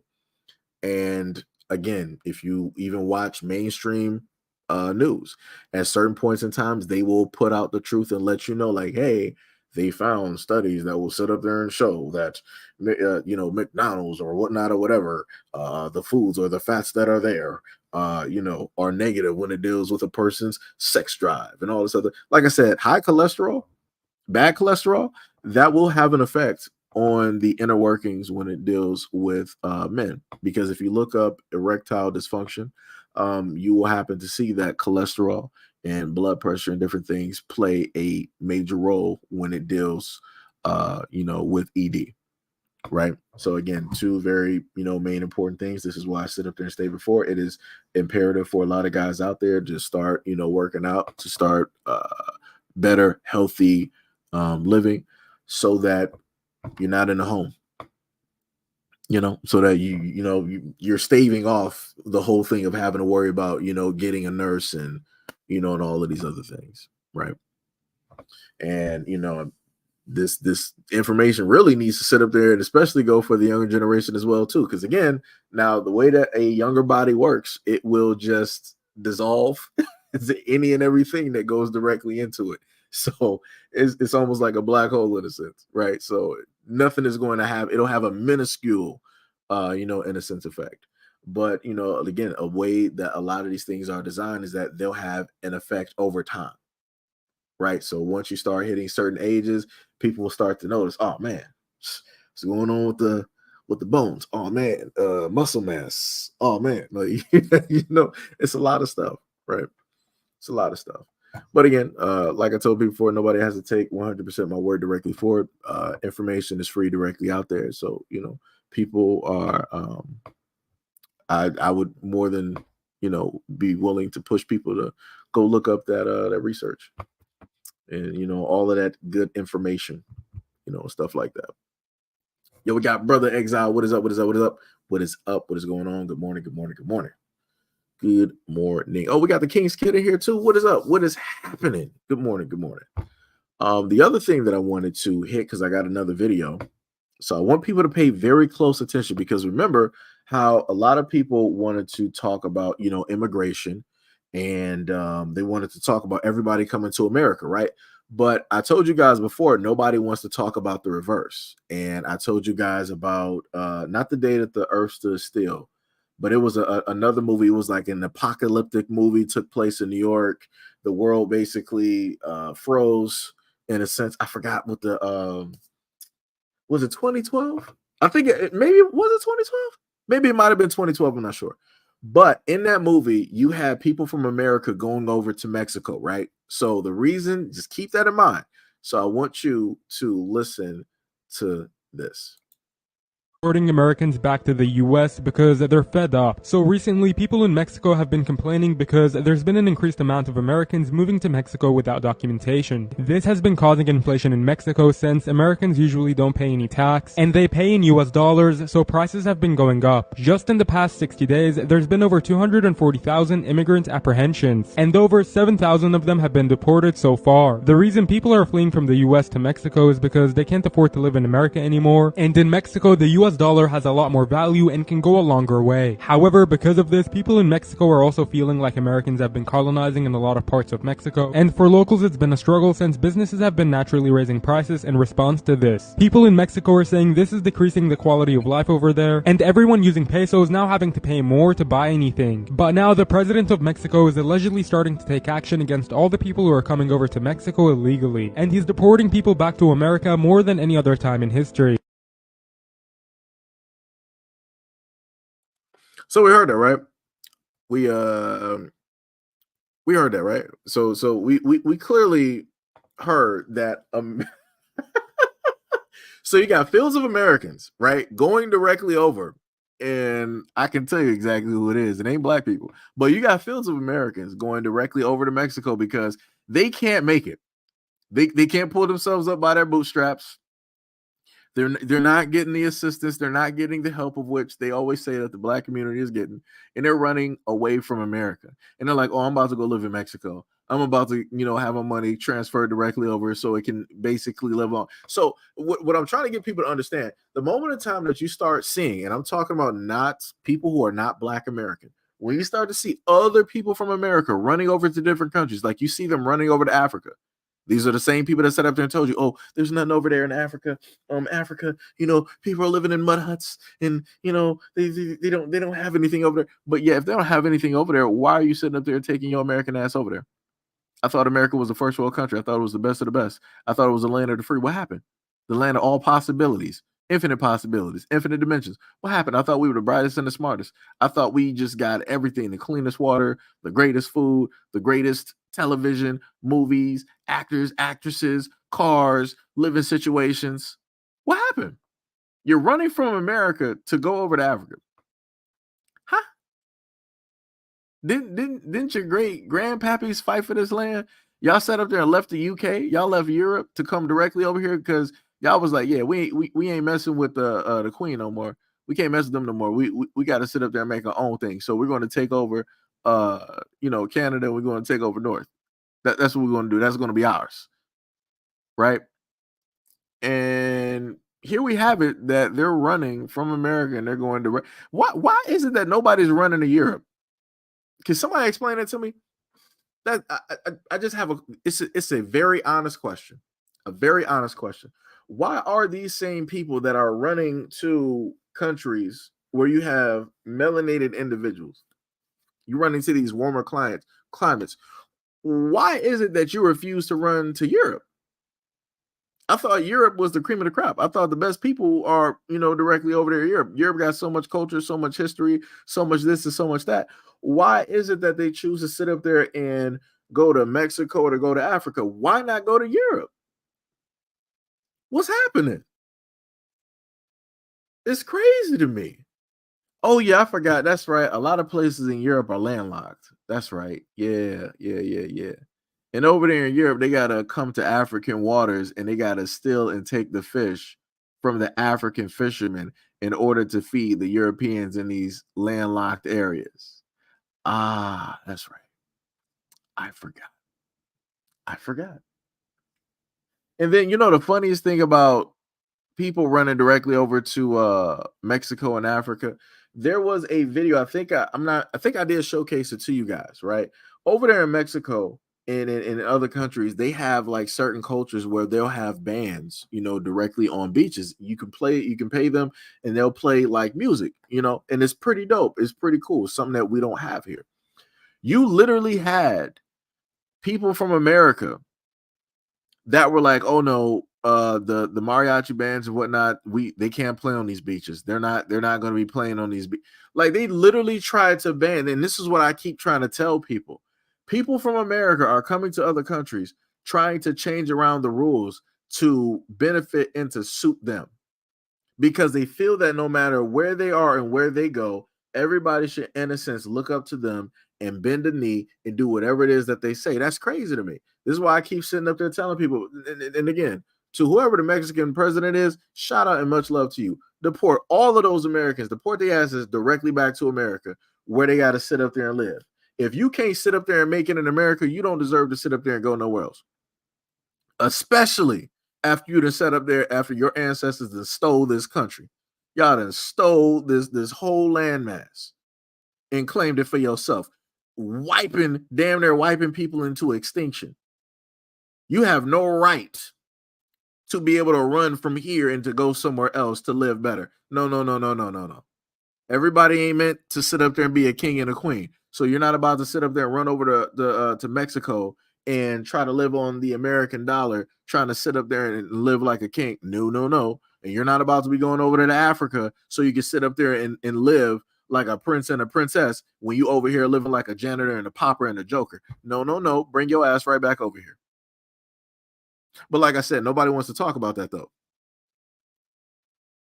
Nobody wants to sit up there and talk about that. Nobody wants to talk about how you got these Americans running directly all over the world away from America. That's crazy. That's crazy. And then you want to go into somebody else's home and you want to make the rules. Wow, you are a guest. But like I said, you can't tell people who are so used to taking and stealing and thievery. You can't sit up there and tell them nothing. They think that they can just do anything and everything they want to do. Speaking of which, let me just sit up there and showcase. Let me just make sure the right video goes up here. Ain't trying to have no incidences. So let's just look at this video here. Right? So this is what I be talking about, right? Black people are the only ones that will sit up there and hype up everybody else that is not black. You literally got black people standing up. This is, I want to say this should be looking at the dance. This should be over there, possibly in Africa. Yeah, because they're playing soccer. Yeah. So this dude is literally, what is he doing? What is this?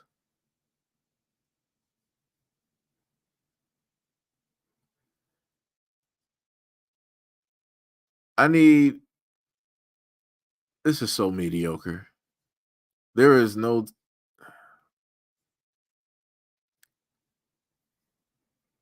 there was really no time. Oh my God.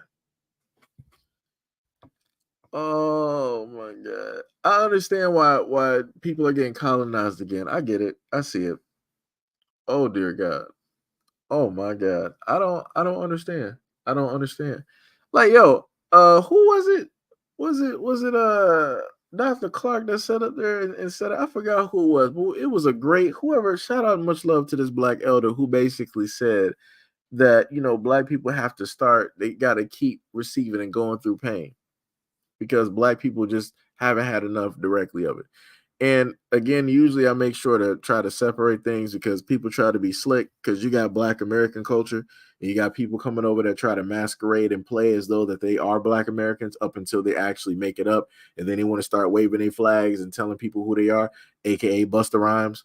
He was black all of this time, and then he decided to come up out of the blue, but like, oh yeah, the West Indies stand up. And I'm like, what? I'm like, Busta, sit down, brother, sit down. I'm like, this ain't it. This ain't it. This is not it. This is not even the time because you wasn't sitting up there doing this back in the 90s. You wasn't doing this in the 90s and the 2000s. You wasn't talking about no West Indies and all this. Like I said, I've been trying to do it recent times, trying to make sure I separate and I really try to analyze and look at people before I try to give them the term of Black American, because a lot of people ain't. They look like it, but they ain't. They look like it, but they ain't. But all I'm saying is, for the Africans directly out there, much love to the people over in Africa. But I understand why y'all getting colonized, because y'all just allow anything to happen. Y'all allowing people, y'all are way too welcoming. Like Black people done already learned this lesson. Some Black people are still learning this lesson at this moment in time, because some Black people are way foolish. Black people have learned lessons about being way too welcoming, because out of all of America, Black people are the utmost welcoming people here.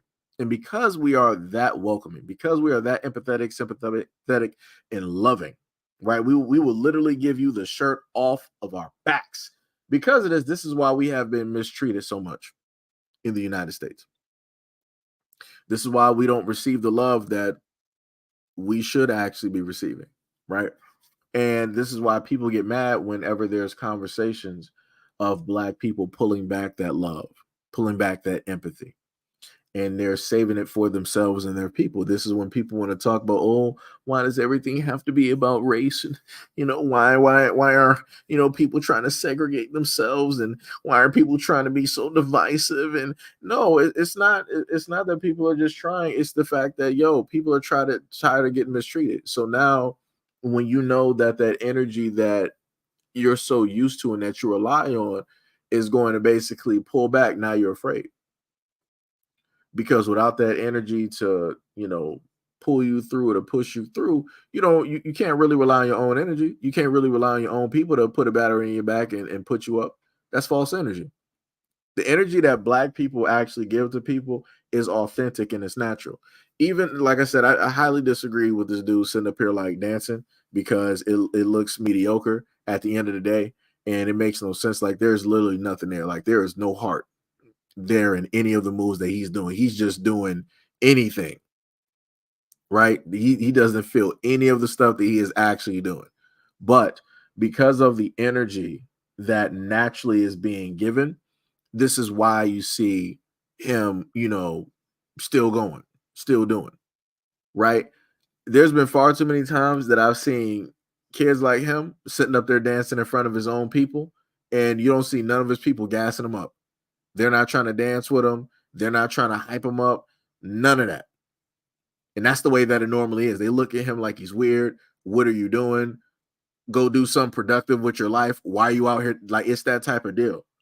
Black people are the main ones that will sit up there and literally push and give a lot of energy to people to keep going, to make them actually believe. Even if they might be following like some false belief about themselves, Black people actually give them real energy to make them actually believe that, you can actually do this. You are really doing something.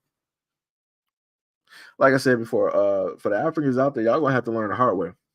Like I said, I uncovered a multitude of videos where in quite a few of y'all areas, y'all done found gold mounds. And then the government came in and was like, oh, no, you can't sit up there and take none of this gold. This belongs to the government. And we're going to sit up there and take over this whole site. Like I said, there's a whole bunch of things that could be found in Africa daily, every single day, probably for like a good 50 years. People find a brand new area of something that's the brand new mineral, whatnot, or whatever. But the main thing is that the Africans there don't really got power over their own land, right? Because you already got colonized by, the Europeans, right? And now y'all letting over, you got the Russians and you got the Chinese directly over there. You're literally letting whole other countries come directly over, especially China. Y'all been letting this happen, since like, I think what my mom said about like the 60s or the 70s, coming directly over there, and y'all sitting up there allowing them to be all over the place. Like, I got tons of videos where you got people from China over there in Africa. They're, berating and abusing and mistreating the Africans there. Right? Multitude of things are happening. People opening up businesses, not allowing them to be there. Finally, the Nigerians, they did, it was some time ago when I put up that story, but a few days or so later, the Nigerians did shut down. If anybody remembers that story, the Nigerians did shut down the business that the Chinese people started up. They did do that. So shout out to y'all for that quickness of getting that to happen. Now the other problem is they got areas in Africa where there are Caucasian only towns. And realistically, it should not even be possible on African soil for anybody European to just come there and be like, yeah, we're going to make this like a European. No, no, no, no, you're not.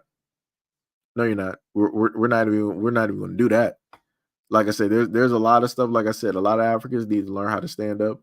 And y'all gotta let people know what it is. You gotta let people know whenever they come there that you are a guest. You are not going to be disrespectful. You are not going to sit up there and tolerate it.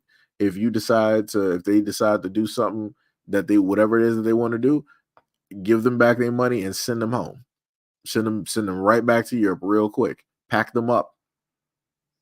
Because the more you tolerate, the more you allow, the more disrespectful they are going to be. And they're going to do the exact same thing that they have always done.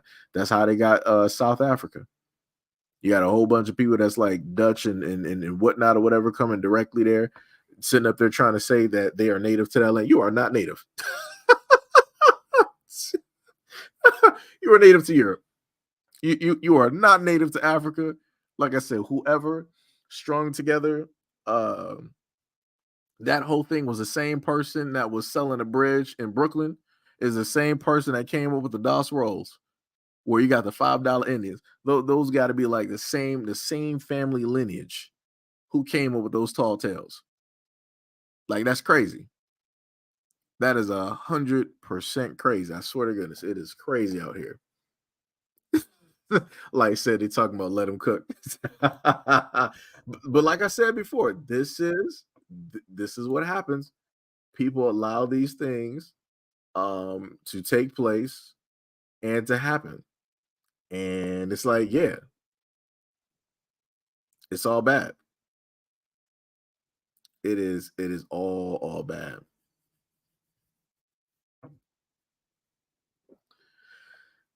Like I said, I don't know what's going to happen. Now, I do got another story that I am going to that's an assistant teacher in South Africa.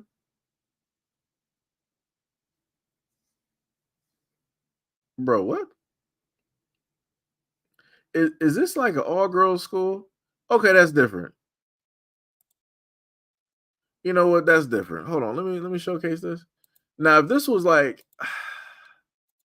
because I already know what some people are going to sit up there and say, but like, oh, no matter what you can do, you can't really, hide the shape of a woman. And but you can dress professional. You can dress professional. So we're gonna just sit up there and take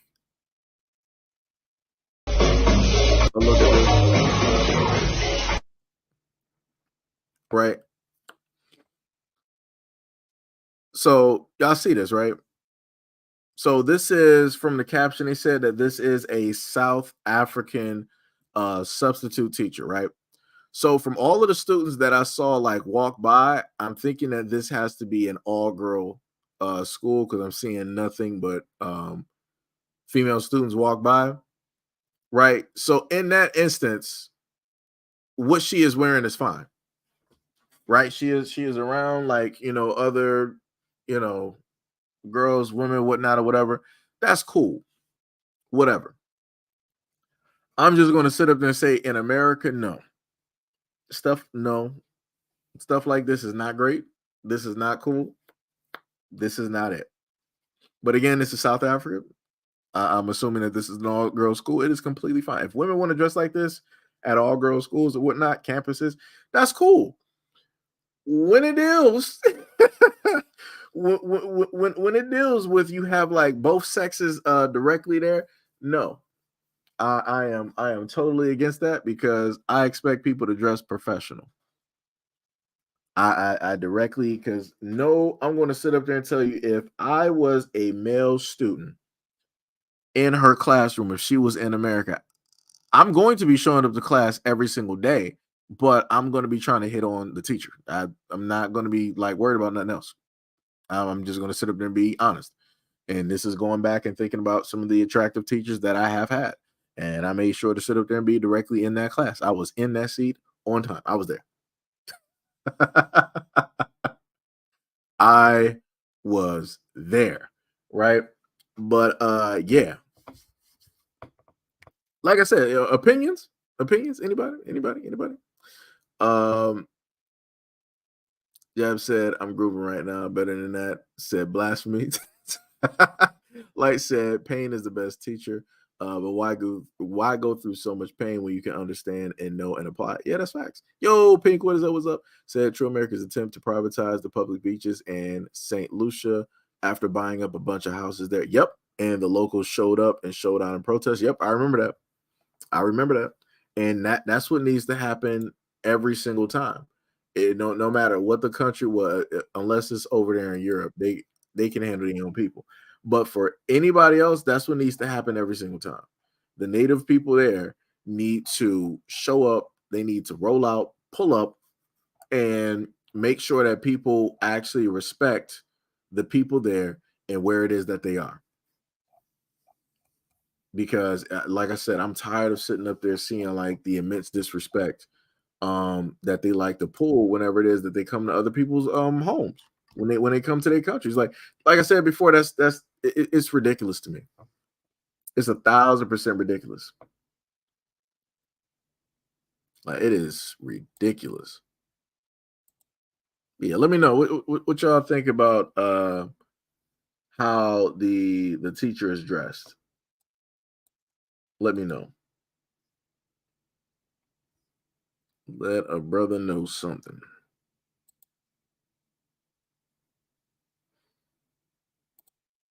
Let me see. I'm gonna see where I can put this video. I might put this to about 12. Right. Is that today? Yeah, today. Like, yeah, it's just crazy. Let me see. Wait, is everybody still? Let me make sure if the stream is still going, because it did the browser kind of crashed on my end, so I'm not directly too sure if it might be still going on you guys' end. Hopefully it is. Oh, okay. You guys are still there. Okay. Like sitting up here laughing. Jabs to Tupac. Can't say you have to know your audience. Mr. Best said distracting. Mahoko said still here. Okay. Just making sure, because I wasn't sure, because my browser did crash when I tried to post the video directly for you guys to watch. But yeah, it's crazy.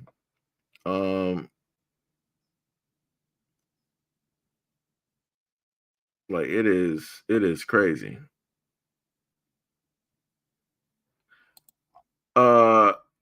Okay, so I'm not sure if a lot of you guys saw the video that I posted, right?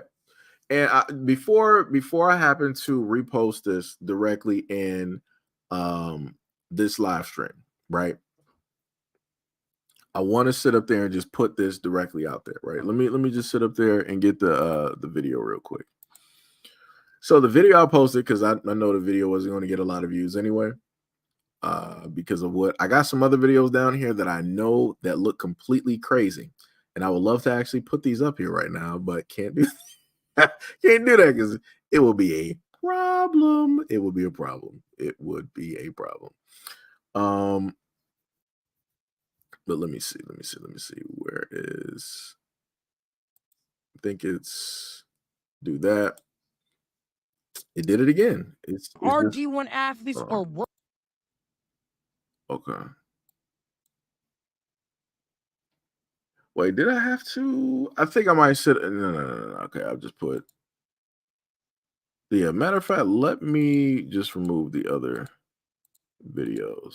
Let me just do that, because that might be the issue that we're having here. So I'm going to replay this video for some of the people that might not have seen the video, because again, the algorithm is a little bit weird. It acts a little bit funny. When I have to post stuff, right? So the main thing that I want to sit up there and list is this, right? The reason that I'm posting this is because I want people to listen to what the young dude is saying. The color aspect, it is a part of it because of the explanation. But the real root of the problem is how it is that you have women perceiving the guys who, in a sense, have these contracts, have this money, and stuff like that, right? So again, this is not a type of hit piece, directly on black women or anything like that, right? Because that's the one thing I was trying to hopefully convey through the video that I originally did, but looking at some of the comments, it didn't. I don't think it really, got through to a lot of people. Maybe I had to put a disclaimer directly in there. I'm not sure. Maybe I need to retitle the video. I'm not sure. But just take a listen without being, having emotion directly thrown in it, without feeling that it's a type of an attack or a hit piece. Just take a listen, and then I'm going to, go through. All my friends that are D1 athletes or were D1 athletes that are married to white women or seriously dating white women, they say, bro, my schedule for football and class is so rigorous. I don't have time to argue with the girl. Why are there mad girls in your phone? Shut the fuck up. That's exactly what they told me. My bad, y'all. I just got out of the gym. That's why I'm sweaty. The white women that they're dealing with are giving them meal prepped food on top of the meal prep food they're already getting off of scholarship. Do you guys understand? These guys are eating 6 to 7 times a day. One of my mans even told me, yeah, bro, my agent is my girlfriend's dad. That's the reason why I just got signed to the Dolphins. I said, hey, brother, you're doing something right. You're signed. 3 of my guys told me I've never had a late assignment since I was a freshman in college, and I've never typed an essay. And I said, wait, what? They said, my girl is doing it. I said, my brother in Christ, I can't compete with that. Why are all these black college athletes that are getting drafted having women? What's going on? I am going to tell you, as someone that is friends with a lot of D1 football players and D1 basketball players, I'm going to tell you because they have told me. Whoa. Before I get into this, I want to make it clear I'm only into black women. I'm just telling you what they have told me. My man said, bro, how many white women have you seen to make the style challenge? And he said, excluding the ones that think they're 2 shades away from being lied to. I said, probably only 1. He said, okay. No, 5 of my guys that play on Division I Power 5 football team, and they start. They were like, goody, you know the type of NIL deals we got. One of my men said, bro, I was messing with this black girl. She heard about the deal I got and started to request money, Apple Pays and Cash Apps, for her hair and nails. I said, oh, shit. My other friends were saying, bro, I would try to take her out to Chipotle, Cava, this and that. She would get mad talking about, why are we going to steakhouses? You're good for it. I said, shit. They were like, bro, the white men, they're down to go and get a cup of coffee, go and get some ice cream. My friends were like, babe, the white women we're dating, they pay for a lot of our stuff. I said, what do you mean? They said, bro, they know that we're making some money. But while we're at practice or we're at camp, they got us our favorite Cava bowl, double chicken, right? Waiting for them to come out of practice. My friends are telling me these girls are getting their group project done, getting their essays done, online tests done, on time. I said, what? I said, bro, what if I'm making this? There's no way y'all are not paying for her hair, nails, bags, her lifestyle. He said, bro, first of all, my girl will get her own Starbucks and even get me one. But if I want to be nice, get her something, from Starbucks. And they were like, hair and nails. I don't even care about the nails, really. And if they do it themselves, sometimes I pitch in. And I was like, all right, what about hair? They're like, bro, she's white. She just brushes. We're flat irons and she wants to be special. So Jesus Christ. One of my men said this. He just got drafted. He said, bro, I was dating a black girl. Now I'm dating a white girl. I'm about to marry her. He said, the difference between the black girl and the white girl, the biggest difference is the white girl knows when to shut the fuck up. I said, God. Listen, this is what they told me. Do with the information as you please. If it takes me 10 to 15 years to find a black woman that's compatible with me, that's what I'm going to do. But this is what they told me. So stop being surprised. Shout out, much love to whoever just subscribed to the platform. Much love, respect, and appreciation. Brother Exile said, got booted from the stream. What did I miss? So basically, Brother Exile, the young dude here, he's in college, right? I think he probably plays football as well, but he was basically explaining the differences in the women and how the guys are basically treated, right? So in one instance, the guys who have like deals, I'm not sure what an NIL deal basically is. I'm guessing like it's dealing with like college football or whatnot. And he was stating that, when the girls, they basically know that these guys have deals, right? That they are prospects or they can potentially go somewhere, whatnot, or whatever. They're going to treat them like money, right? They're going to look at them as like, okay, you're a wallet, so start, cash apping me, start Apple paying me, right? Start paying for my nails and start paying for my hair and all this other type of stuff, right? They're doing all of this me, being selfish, right? And it's nothing, it's no reciprocation, right? It's not a symbiotic relationship, right? Versus the other women that they happen to deal with, those women are like, okay, I understand you got a deal. Let me sit up there and show you what it is. Again, and I want to be very clear. I understand that, women out here got ulterior motives, right? The main thing is, as let me see, what was it? King's Kid said, investment for their future. Brother Andrew said, and yes, white women are better at playing the game. Again, the main thing is we know what the long game is. We know what the long term is. We know why it is that they are there. The problem is that they will make sure to sit up there and be beneficial. They will make sure to, in a sense, help out, with the growth. Right. Like I said, I'm not sure where these young dudes are finding the black girls that they are dating. I'm not sure what the selection is. I'm not sure what the criteria is. I'm not sure if they even go into the same college or even if they're in college. I am not sure. I cannot speak directly on that. I'm just looking at the information that is being given. One instance, the college players are getting treated like a wallet. The other instance, you got women out here treating them as an investment. They're like, all right, I see what you're doing. Let me sit up there and meal prep directly for you. Let me buy you the stuff that you basically need. Let me make sure everything is everything. Let me make sure to, stay out the way. Let me find some type of avenue of which I can be of assistance, that I can be of help, right? Because at the end of the day, they're going to sit up there and get that money. Because that same dude that they're helping out now, because like the dude said, was like, yo, these dudes can't sit up there and do like their own reports. They're sitting up there worried about practice and trying to like make it to the, the NFL and all this other type of stuff. Those girls are sitting up there doing the reports for those guys on time, doing the reports. The other girls are just like, yo, when are you giving me money? Why are you taking me here for a date when you know you can afford something better? Like it's a night and day time. And again, I want to sit up there and reiterate, I'm not trying to make this as a hit piece against black women. That is not what I'm trying to sit up there and do. The main thing I'm just trying to sit up there and do is show the difference in how it is that you have some women that will look at guys as money and other ones that will look at it as a long-term investment. And the main thing that I'm sitting up there stating is that a lot of these young black girls need to start looking at how it is that other women are basically moving and start, in a sense, doing that, but actually like genuinely actually mean it, right? So if they really want to have a certain lifestyle and all of these things, find a guy that you actually love that can facilitate that for you, right? Don't just look at every single dude as money. Be beneficial, right?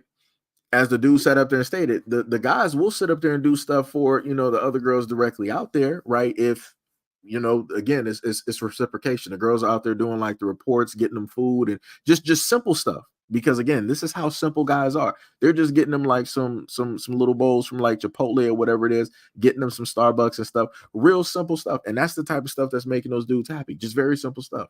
Nothing extraordinary.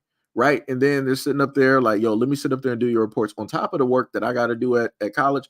I'm going to sit up there and make sure that you get your work done so that you can focus on being the top athlete that I know that you are. Right. So if you start having these young girls start looking at these dudes way differently and investing in these dudes, knowing the fact that this dude is pretty much already set. You already know that chances are very great he might, go to the NFL or whatever it is. People are going to recognize and know who it is that he is. Your main job as that woman is to solidify, like to make sure your spot is that spot. Because all the other girls that he just listed, they lost that spot to some other women. Because they knew how to sit up there and basically play the game. No matter how the end of the road is going to sit up there and look for that player, we're looking at the here and now for these young dudes. And they're paying attention to the here and now. They're looking at how they're getting treated, how they're getting seen. Like I said, one of the dudes even sat up there and said because of the relationship that he is in, he sat up there, a door was basically open for him where he got automatically signed to the Dolphins. Like that's you I'm not sure if a lot of women even understand how much it takes for a guy to even get scouted, to even get on like the view or the register for like other teams or coaches or scouts to even see him. It takes a lot. You got to be damn near exceptional on the field. You got to have some great tapes to showcase. They're not just sitting up there picking up anybody. They're not picking up bums. Now, when people happen to get in the NFL, it might appear that they're a bum, but people got to get used to and start training and different stuff like that. But it's like, it takes a lot of hard work, energy, and dedication for men to really get, seen like that, and especially to get those big contracts. So that's all I'm sitting up there saying. I'm just using this as a tool to basically say to like a lot of the black women out there, to a lot of young black girls, like, start moving different. If you want to be the winner at the end of the day when it deals with a lot of these guys, because every single time the NFL draft or whatever, NFL or NBA draft, and people start seeing the black guys pull up with like Becky, people want to start getting mad. But I'm like, do you understand what they're doing behind the scenes in order to make sure that he gets there to that draft day, to sit up there and help him out? How what it is that they're doing to be beneficial? Like it's a whole process. So, and you always hear a lot of women sit up there and state that, I'm not about to build no guy up. I'm not about to be his mom. I'm not about to take care of his business. I'm not about to do. So it's like, you got a lot of women out here that just want to exist. They feel that they earn millions of dollars, that every guy she's deserving to receive millions of dollars from every single guy because she's a woman and because she exists. But I'm like, that's not how life works. Now, and I want to reiterate. Now, again, a lot of these dudes in the back of their mind, they can understand that, this girl could be just using me for money, but she's playing the long game. A lot of dudes will actually be comfortable with that. They'll be like, okay, I understand that at a certain point in time, like things might break apart or whatnot or whatever. But at this moment in time, this is what's making me happy. Like women don't even understand how simple like a lot of dudes are. And a lot of dudes will sit up there and be like, I'm going to sit up there and figure out what's the best case scenario, what's the worst case scenario. And if I don't see it going as badly as other people think, I'm going to just basically keep going with the scenario. And a lot of men will sit up there and do that, no matter what the aftermath is. If it's not the worst of the worst, Armageddon, end of the world type of stuff, a dude is like, all right, I'll sit up there and just deal with that and like weather the storm. But at this moment in time, I'm happy. I got memories. I got the things that I want directly out of this. So this is what is beneficial to me. This is what is helping me move forward. This is my drive at this moment in time. That's all I'm saying. Like I said, and I feel like, when I tried to convey that in that video, it probably didn't come across. It probably didn't come through or something. Like I said, I'm not sure. I am not sure. And that's all I'm trying to sit up there and say, even going back to the whole standpoint, I hear, black women always talk about like, why can't I find like a guy that's educated and all of this? Because the time that you want to find that dude that's educated, you skipped over him when he was in middle school and high school. When you had a lot of the quote unquote, the lames, the nerds, the squares, the L7s, all of this other, when you had them at your beck and call in middle school and high school and even in college, you didn't want none of those dudes. So then after those dudes got skipped over, they're like, it's whatever. Now they're just like, you're off their radar totally because they basically understand exactly what it is. And now they're at a whole nother level where they can sit up there and call forth, different calibers of women, of which you are not on that list anymore. At one point in time, you were. Middle school, high school, college, you used to be up on that list.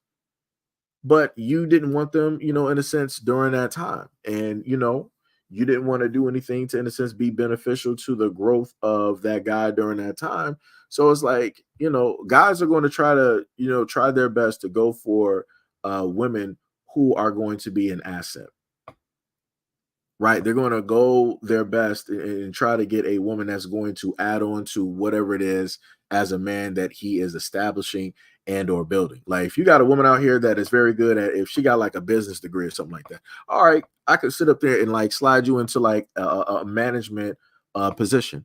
So instead of having some random dude out here that might sit up there and slight you on some money or some deals, you can sit up there and put your girlfriend, fiance, your wife, who is good at business, you know, and you can slide her directly in there, and you know that things are going to get done, and you know that she is playing for home. You know she ain't playing for no other team directly out here. She's playing specifically and directly at the end of the day, right? So I don't know.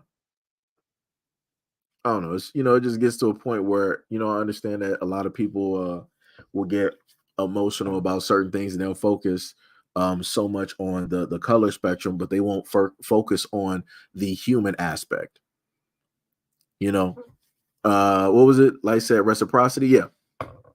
Yep. I normally just like using the terminology symbiotic relationship because, you know, dealing with Marvel, I'm thinking about, you know, Venom and, you know, and all that other type of stuff. So, you know, like I said, that's all I'm saying. Like whenever I happen to do these videos, that's, you know, in a sense, you know, my main point. It's like, yo, if I'm a man, if I want it, like, as a man, if I want a specific type of a woman, I know that I have to either build myself up. I got to be established. I got to have certain things directly out there, right, in order to obtain, you know, certain types of women directly out there. I can't just sit up there and like lollygag. I can't just sit up there and pussyfoot around. I can't just twiddle my thumbs and just be on a bench somewhere and thinking that, yo, all of those women are going to sit up there and notice me. Nah, I got to sit up there and get my ass up as a man, and I got to put in the work and the due diligence to basically showcase that, yo, I am worthy of your time. This is what I'm capable of. This is what I'm building up to.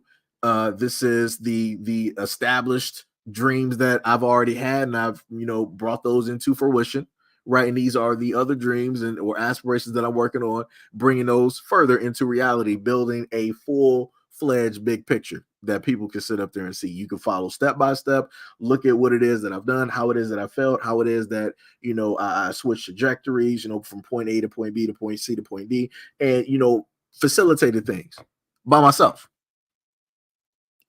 You know, that, and that's what I'm saying. As a man, I know what it is, how it is that I have to move in order to ascertain certain things. Right. So again, that's all I'm saying. So, you know, a lot of, you know, the young black girls, a lot of black women out there, same exact thing. If you basically see other women out here making certain moves and they're being successful, they're getting married and all these other types of things, you got to just basically look at what is it that I'm doing that I'm not doing as a woman that is not putting me in that same place. Where a dude is not sitting up there but like, yo, I'm about to marry her. I wanna sit up there and be with her for a long time. I want to sit up there and build like a business and a relationship and, you know, and have a home and, you know, and all of that other type of stuff. You know, I don't know. I don't know. Like I said, I get what everybody else is pretty much tired of the same conversation. Realistically, I am too. Trust me, I am too. I would love to not have to sit up there and talk about this, you know, these subjects and all of this other type of stuff, but it gets to a point where you gotta, you know, technically you know, bring this stuff up again because, you know, we've had a multitude of incidences again, you know. Jab said I loathe regular mundane conversations. Miss Yvette said just doesn't seem very genuine to me. Wait, which part? Which part? Wait, are you talking about me or are you talking about the young guy? Miss Yvette said, I can't say I agree with doing that. I understand, Seji, but these guys can't simply talk to sisters and tell them that. They probably could, but it's I will say this. I'll put it to you like this. Miss Yvette, dealing with younger people and dealing with women of certain ages, especially when it's in between black men and black women, we tend to have more of an issue, and it seems to be more complex than what it needs to be when we want to convey certain things to one another, right? So if a woman basically states things to a guy will hear, a guy will listen, even no matter how annoyed he is. And, we'll just basically pick up everything, all the complaints, we'll pick it up and we'll silently just carry that with us and we'll just be working. We'll multitask and we'll be working directly on that stuff to basically fix it so that it's no longer a problem. So we don't have to hear nobody's mouth, right? But in the reverse, when guys basically want to speak about their complaints or guys want to talk about things that they feel should be done or need to be done or what have you, then it becomes a whole tug of war type of thing where a guy now needs to be deserving, where, oh, well, you didn't do this 2 years ago, or you didn't do this last month. Oh, you want to, like, it gets into like a whole argumentative type of thing. And a lot of dudes are like, yo, I'm not trying to argue. Like the main thing that a dude does not want to do in a relationship, not trying to argue. Like we really do not want to. If guys are built to solve problems, if you can basically give us a problem and we can sit up there and solve it, we'll do it. If we can't solve it, we'll sit up there, look up some information, and then come back to the problem. If we can't solve it, then we'll get the boys together and we'll get the think tank and we'll try to sit up and solve it. If then we still can't solve it, we're going to sit up there and pay somebody to do it. We will literally go through a multitude of steps to deal with one situation just to make sure that it is fixed. But when it deals with guys and the problems that we have or face or what it is that we need, it's not, we don't get those same steps in return, because the main thing that's been taught is that you listen to a woman. What is it? Happy house, happy life, happy wife, happy house, or something like that. However, basically the terminology goes. That's all there is. There's never a return directly, when it deals with the reverse of a woman, right? Like happy husband, happy life, or something like that. Like there's nothing like that. Everything basically hinges on like, hey, if you really want your life to mean something, if you want your life to be great and good, then you got to just make sure your wife is happy. That's it. Because like magically, that is it. Like if the wife is happy, supernaturally, everything else is going to sit up there and work out. But if only one side is happy, that's bad. You got 100%. You got 100% problem, but you only got 50% of the answer, right? So at the end of the day, with only 50% of the answer is going to be wrong because you don't got the full rest of the answer. So it's like both parties need to be happy. The man needs to be happy. The husband needs to be happy. The wife needs to be happy. But it's like only one side actually gets that actual focus. And again, like I said, it's tough. I can even look back at some of the conversations and instances that I've had in different relationships. And even over simple things, it will come down into an argument, which, doesn't make any type of sense because a lot of things don't need to come down to argument. I get it if people are stressing about, like money and bills. That's cool. Everything else don't need to be an argument. Even money and bills don't even need to be an argument because there's a such thing as auto pay, or there's a such thing as having a whole separate account, which both parties will basically throw money directly into. So if people are basically doing that, being financially responsible, you shouldn't even be having a problem with bills. So realistically, you can focus more on a relationship. But I don't know. You said I totally get the reciprocity, but to do everything. Wait, to do everything. You said to use a person as an investment doesn't seem right, at least to me. Well, this is the thing though.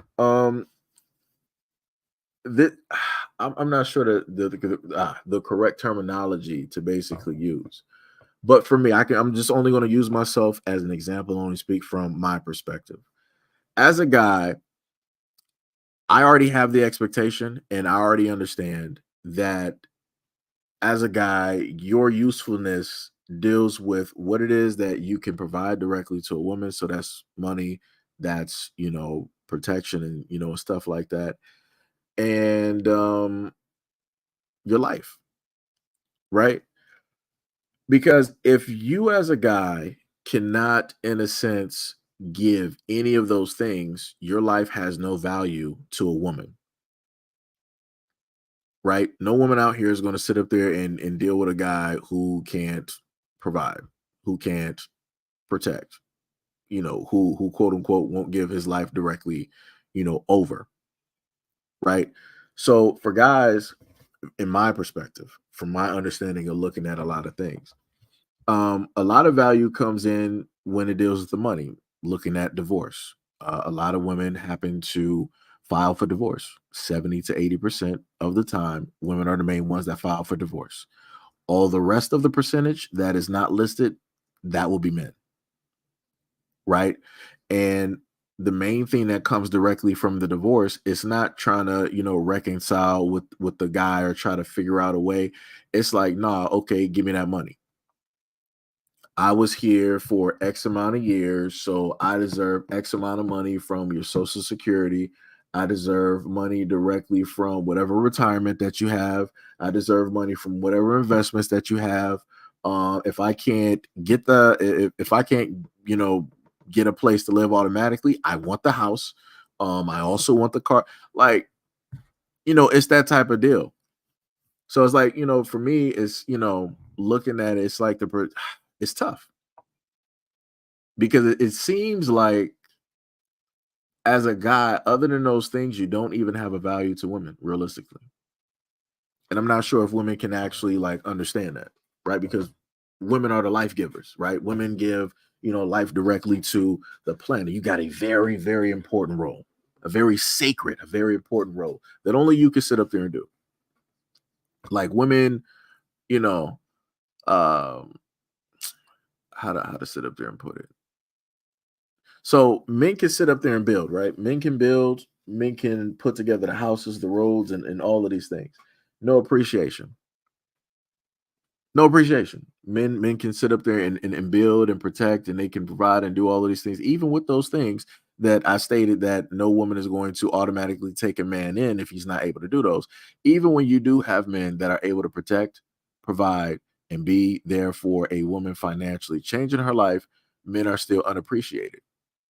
There's still no reciprocity, right? There's no type of symbiotic thing happening there. It's still like a take type of thing. And what can you do? What have you done for me lately?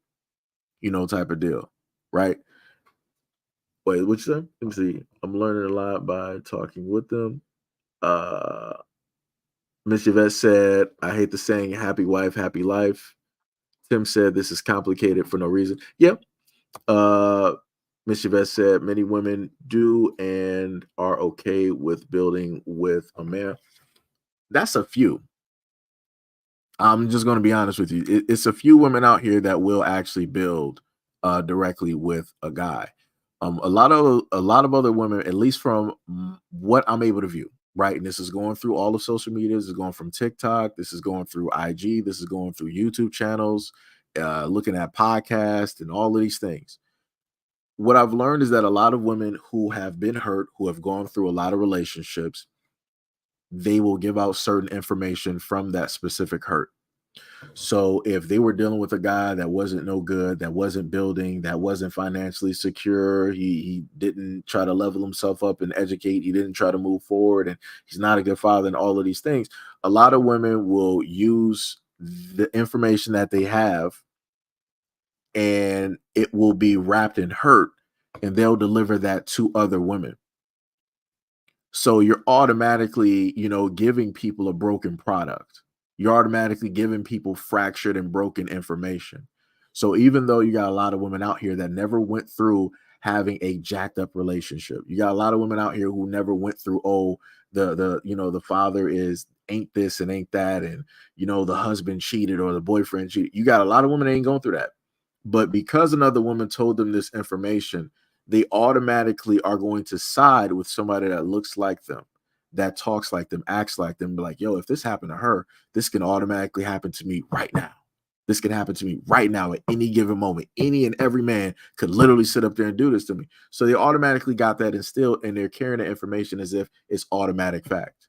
So then when they have that information and they go out here and they look at guys, they're looking at all of these random guys as that man that previous woman was with, not even giving them a shot.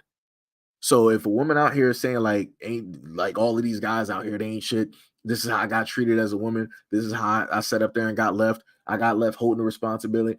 They're going to look at every single man just as that woman previously spoke about one other man that she was with. And it's jacked up. It's a very jacked up situation. And then the same information is not only getting passed down to the younger woman that's in their 20s and their 30s, but it's also getting shown and given directly to girls who are teenagers. There's no reason for them to even be in that type of hurt, to even be in that type of area, because relationship wise, they're not even there yet. They're not even women yet, you know? And like I said, it's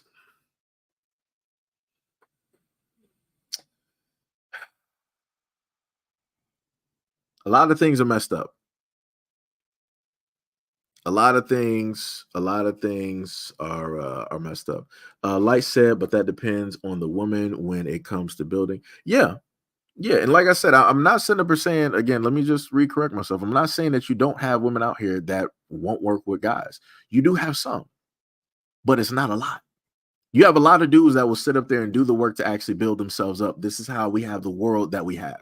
No matter the intentions of men, no matter whatever wars and the sacrifices and the bloodshed, we got the world that we have because of the sacrifices, because men decided to go out on their own to sit up there and work. A lot of men that sat up there and helped to build this world, they didn't have a woman behind them sitting up there pushing them. They were just sitting up there doing it. They got together with other men. They were like, yo, okay, we see the situation. We see the problem. Now, as men, let's come together to sit up there and come through with a solution. That's what you have a lot of men doing, right?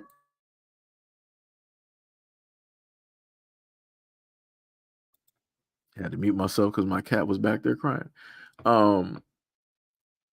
So, like I said before, if you do have women out there that do want to build with men, that want a very specific relationship, you can get that. The problem is that you're going to have other women out there that are going to mess it up. So the women, like one of the women that I showcased to you, where she was like, she's in her 50s and she was talking about, hey, women, don't go out there and get married. Don't do this, don't do that. The negative effect of that is that when you decide to go after something instead of something else, you're going to lose out on what it is that you wanted the first time, because you decided to chase something else. It's the same thing where if a guy decides, instead of going after like the money, trying to build himself up and stuff, instead of him doing that, he decided to go for women, he's going to lose everything. This is tried and true. There is not a man out here that has been like, yo, I'm just going to sit up there and chase women all of my life and I'm going to become a billionaire. Nah, it ain't never happened. It ain't never happened. Ain't nothing good ever come from a dude solely chasing women. Nothing. Nothing but ruin, nothing but scorched earth, nothing but death. It's a desolate ground whenever a man decides that, yo, I'm just going to sit up there and just solely chase women. That's it. That's all the world is. That's all I need in life. I'm just going to sit up and chase women. That's going to be a guy that is, they're not going to make it nowhere. it's nothing positive. Again, nothing positive is going to come from that. Right? It's going to be a lot of missed opportunities and what ifs, because I've talked to those brothers like, yo, young blood, when I was your age, I was I was going to be heading to the NBA. Could nobody sit up there and outscore me, young blood. I had the best defense and offense out there. But I was out there, chasing the women, and I had a injury, this bum knee, but I can still get out there. And it's like, nah, man, you talking about some yesteryear type shit. It's like, they ain't happening. It's like, now you got a lot of dudes out here, and I'm pretty sure like some dudes in the comment section might have talked to some dudes, older guys who live in that yesteryear type of phase, as if like they still got it. They can still go out there. It's like they still that guy, and it's like they not.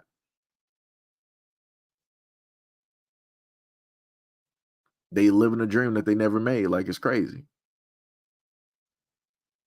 And that's going to be a lot of guys. Right now, you got a lot of young dudes out here sitting up there chasing girls. and they're going to lose every step of the way. Is going to be the most hurtful and painful, not because they're going to lose out on the girls to like other guys, because those girls are going to chase the dudes that they actually want to sit up there and be with, but it's going to hurt because they're going to be losing out on time and opportunity and building themselves, because the clock is ticking. Because you do got different clocks. You got the clock for women, and then you also got the clock for a lot of guys out here when it deals with elevating, when it deals with education, when it deals with learning, earning money, investing. You know, like I said, there's clocks out here for everybody. There are clocks out here for everybody. People just don't see it, or they just don't want to see it. And like I said, for a lot of young guys out there, I do not want you to be none of those old dudes from like yesteryear. I don't want you to be going out here just sitting up there like chasing women as if it is the end all to be all, because it's not. Because you'll chase a lot of these women out here and you'll end up losing your life directly behind it. I done covered too many stories with dudes losing their life because they were chasing a woman who did not want them. And that woman at the end of the day that they lost their life for has been now with 10 other different dudes and probably got some kids. And it's like, is it worth it? Was it worth it? You got a lot of dudes locked up because they were chasing women. Was it worth it? Like I said, she ain't gonna be there to visit you. She ain't gonna be there for that whole stint of 25 years. She gonna be out there jumping from guy to guy to guy to guy. She gonna have kids directly on the way too. Why you sitting up there like, yo, I really love this girl? It's like, yo, I sacrificed myself. It wasn't even worth it. Wasn't even worth it.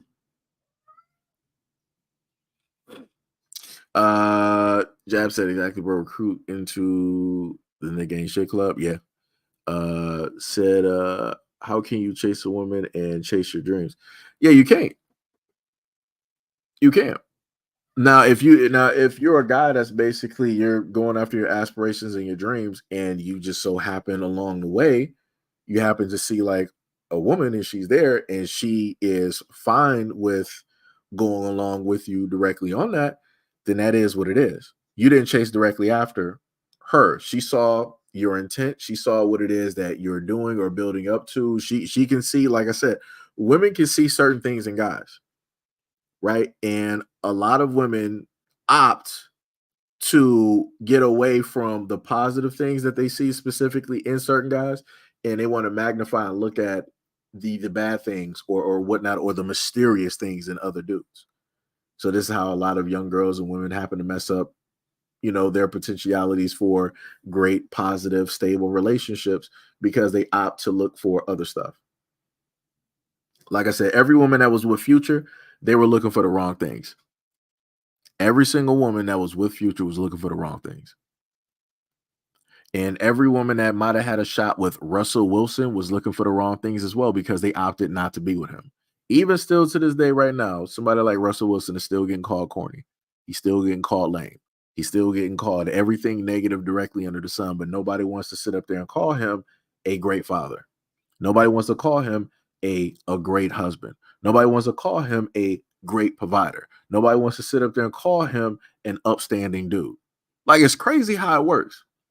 Like, the idolization of negative shit over positive shit is completely crazy. And I thought that in a sense it would just be the younger generation, the younger crowd that just had to understand it, like, yeah, we're going to big up, all the negative stuff because yada yada yada. No, it's a lot of older people too. Like, that makes no sense to me. Like, the cultures for everything, like, it's just so completely jacked. It is so completely jacked. Like, it's just messed up. And it's like, I would love for, things to sit up there and be better, like, instantly, but it's going to take a lot of work, and people got to go through a lot of pain in order to come to the realization of how it is that they should basically, conduct themselves and move, stuff. You said watch Casino and Frank White. I got you. I think I did see Casino, but that was like way, way back. I think it was like way back, long time ago. But yeah.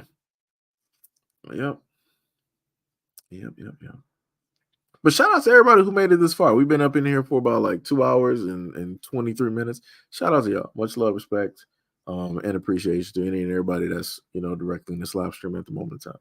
Shout out to anybody who has donated to the platform over time by way of Patreon, Cash App, PayPal, and so on and so on. Much love to y'all. Much love to y'all. But yeah, that's it. Like I said, I want, realistically, I would love the, better for a lot of people directly out here. People that want a stable relationship, a great relationship, good relationship, loving relationship. I really do want that for people. I really do. But you can't give people what it is that you feel that they deserve. People gotta, go out there and get it themselves. And people gotta also make the changes in their lives, and in their energy in order to receive that.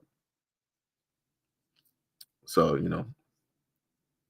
it's tough out here. But anyways, how y'all doing? How is everything, going directly for everybody? I ain't trying to just keep running my mouth. Let me see. MLMR. I am not even sure what that even means. I am not even gonna lie to you. I'm not even gonna lie to you. I don't even know what that means. I ain't even gonna lie to you. I ain't gonna front. I ain't even gonna do it. Jab said, appreciate the real talk. Yo, I do this actually quite often, and a lot of live streams, I get to the point where I'm just talking. I would almost want to say it's like a therapeutic type of thing, where it's like I'm just working out certain stuff directly in my mind, and then I just decide to, say stuff out loud and, just talk to you guys. Like I said, I like doing live streams. I feel like it's a very, therapeutic type of thing while my cat is messing with the water. I have no clue why. Pink said I sent some stuff on IG. Let me see. The other thing too, speaking of IG, people had an issue with some of the videos. People had an issue with some of the videos that I posted, and I can tell that people had an issue with some of those videos because I watched those followers drop real quick. Actually, I had to block some people. I had to do that real quick. I had to pack some people on up because I'm like, it makes no sense for you to sit up there and tell me that you're about to, leave the platform, or you don't know what this content is. You don't even need to sit up there and tell me. If you telling me that you're gonna leave the platform, I got you. Let me see what your name is real quick. Let me just pack you on up. You got several people that liked your comment, no problem. Let me pack them all up too, because there's no reason for you to be here. I don't need people to be here who don't like to be here. Like I said, I keep telling people I am not other content creators. I will pack people right up. I don't care how petty that may sound, but I'm going to make sure if you say that you want a happy life, and you ain't trying to sit up there and see my content, or it's an annoyance, I'm going to get you on up out of here real quick. It ain't nothing. It ain't nothing for me to sit up there and do that. Ain't nothing. Let me see. I gotta go here. Oh, I remember this one. I was going to do the video that you got up there of the white boy rapper. I was actually going to do a video on that, and then I thought about it. I was like, I could, but I don't know. I don't know. Like I thought about it. When your girl comes to the barbershop, yeah, Arts in Texas, Goku. Let me see, I gotta get. I think I remember that cat video. Yeah, this video was crazy. Hold on, let me see if I can get this real quick. Get that. Let me go to the download. Get that for you guys real quick. Yo, why does it take so long to sit up there and get this video? Let me see. Jab said, not gonna lie. I haven't drank or smoked 5 days, and then I did just now. So I'm in my element. I mean, it's like that sometimes. Sometimes you might be a little bit stressed out, things might be happening. You really word is going to take 10. No. We're not doing this. We're not doing this. You're not going to do that one. Talking about it's going to take like 10 minutes. That'll make no sense. Where is let me see. Instagram. Let me get this video for you guys real quick. Yeah, there we go. I was already on that one. Didn't I just do this one? No, it's not that one. Where is... Yeah, I think it's this one here. So I can grab this video. It's taking a little bit too long on some of these. Hey, we got DC in the building. Said, salute to you, bro. Just caught up to the live stream. Okay. Pink said, what's the best way to send you video? No. The way that you send videos is completely fine. It's just the fact of, okay, I think I actually got it now. I got to see how long it's going to take to download.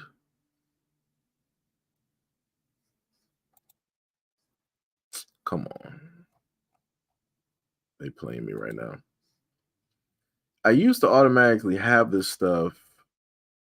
Let me see. Will it work on this one? Allow that. Download. How are you going to sit up there and offer it and then say that it's temporarily down? Come on now.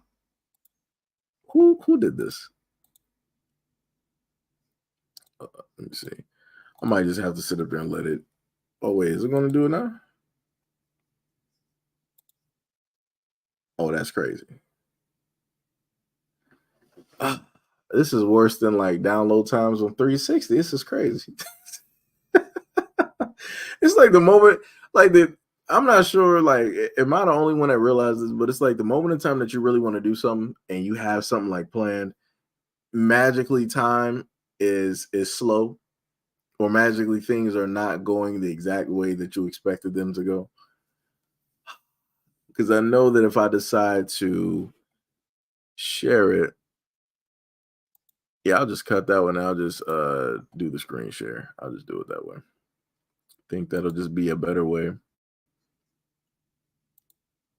All right, so we're going to do the classic screen share. No audio, guys. No audio.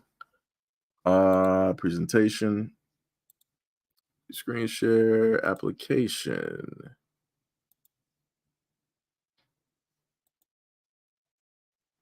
There we go. So we are not going to have any audio. I mean, it probably does have music to it, possibly. But this was one of the videos that Pink sent. And I know these videos because you will have people in the Asian community that will do all of this work. But the funniest thing is they can't go to work.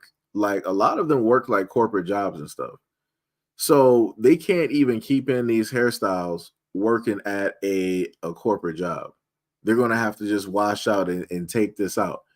And they literally got to do all of this work to do this. Because remember, they have straight hair. And they have to sit up there and perm their hair in order to do a lot of things. And this is crazy. Then he's getting the hair added in.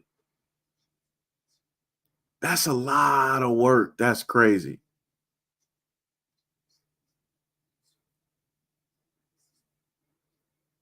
That is yo, he actually got hair added in. That is insane. That is, you know what? I will say this. I will put it to this extent. The amount of effort that the Japanese will do when they study something is crazy. Like, this dude is crocheting hair directly in. He's twisting up the hair as well. Like, the stuff is crazy. Like, it takes a lot of knowledge to sit up there and do all of that. Like, that is crazy. That like yo, that is insane. That is 1,000% insane. Like the amount, like I don't know. it's to an extent. I'm slightly impressed. To an extent, I am slightly impressed with the amount of artistry, even though I know that it is a complete copy, right? Because for Black people, we don't have to do all of this. You don't have to sit up there and put in, you know, all the bendy rods and the twists and all. You don't got to do all that and all the chemicals that's getting put in. I'm pretty sure he was sitting there for about like a few hours just to do that.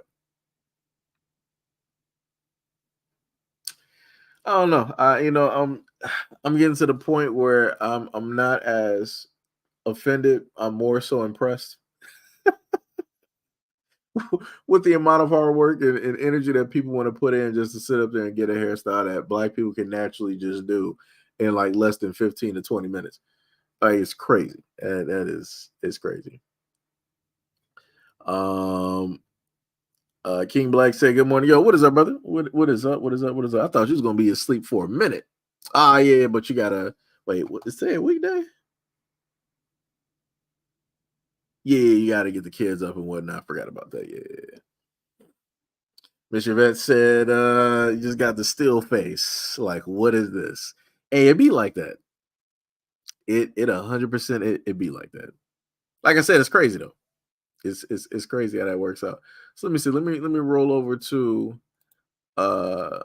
another video here. Let me see. I can get this up. I gotta go back and find names.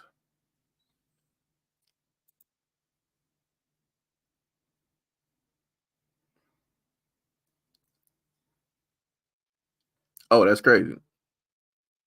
Baby sat up there and snatched off the whole wig. That's wow. That's crazy. Wow, that's crazy. Oh, let me put that back. Ah, that's crazy. Yo, that is crazy. Hold on.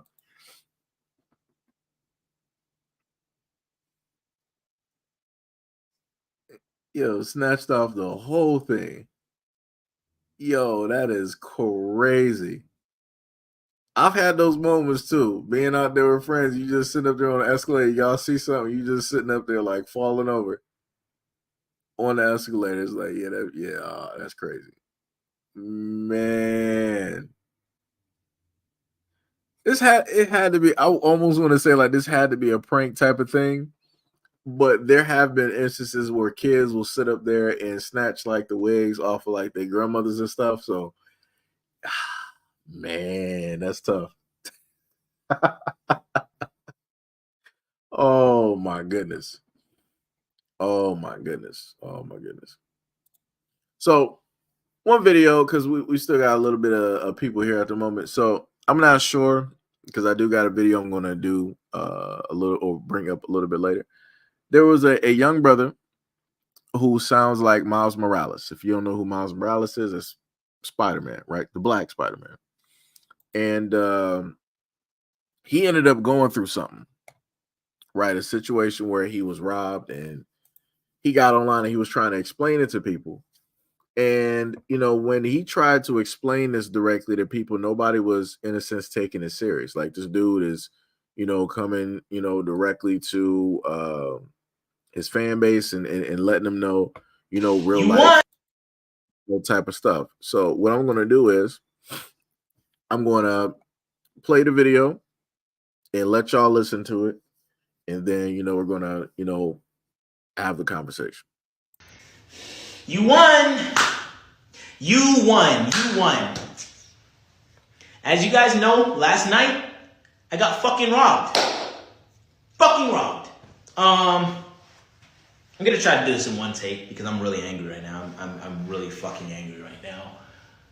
But it seems like the same type of niggas that are supposed to support you, bro, don't fucking support you, bro.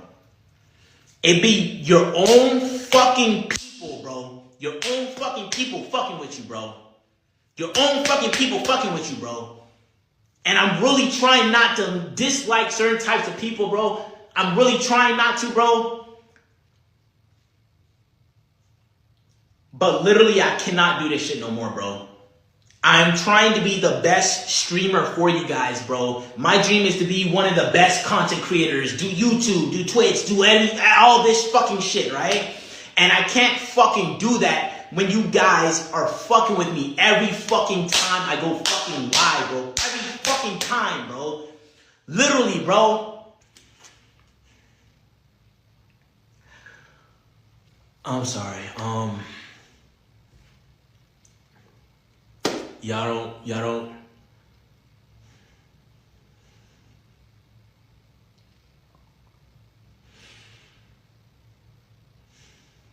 I mean, I'm trying to hold it. I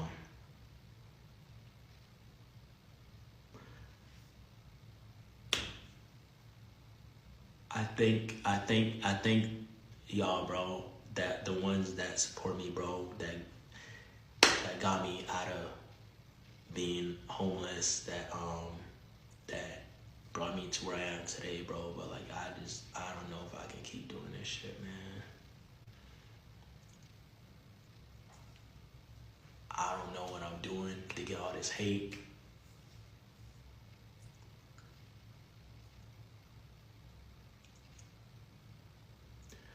I'm just trying to be the best streamer, bro.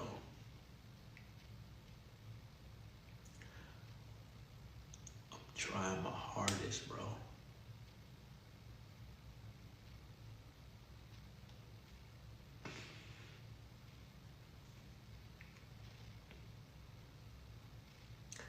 And I'm telling you, bro, I fuck with y'all that help me, man.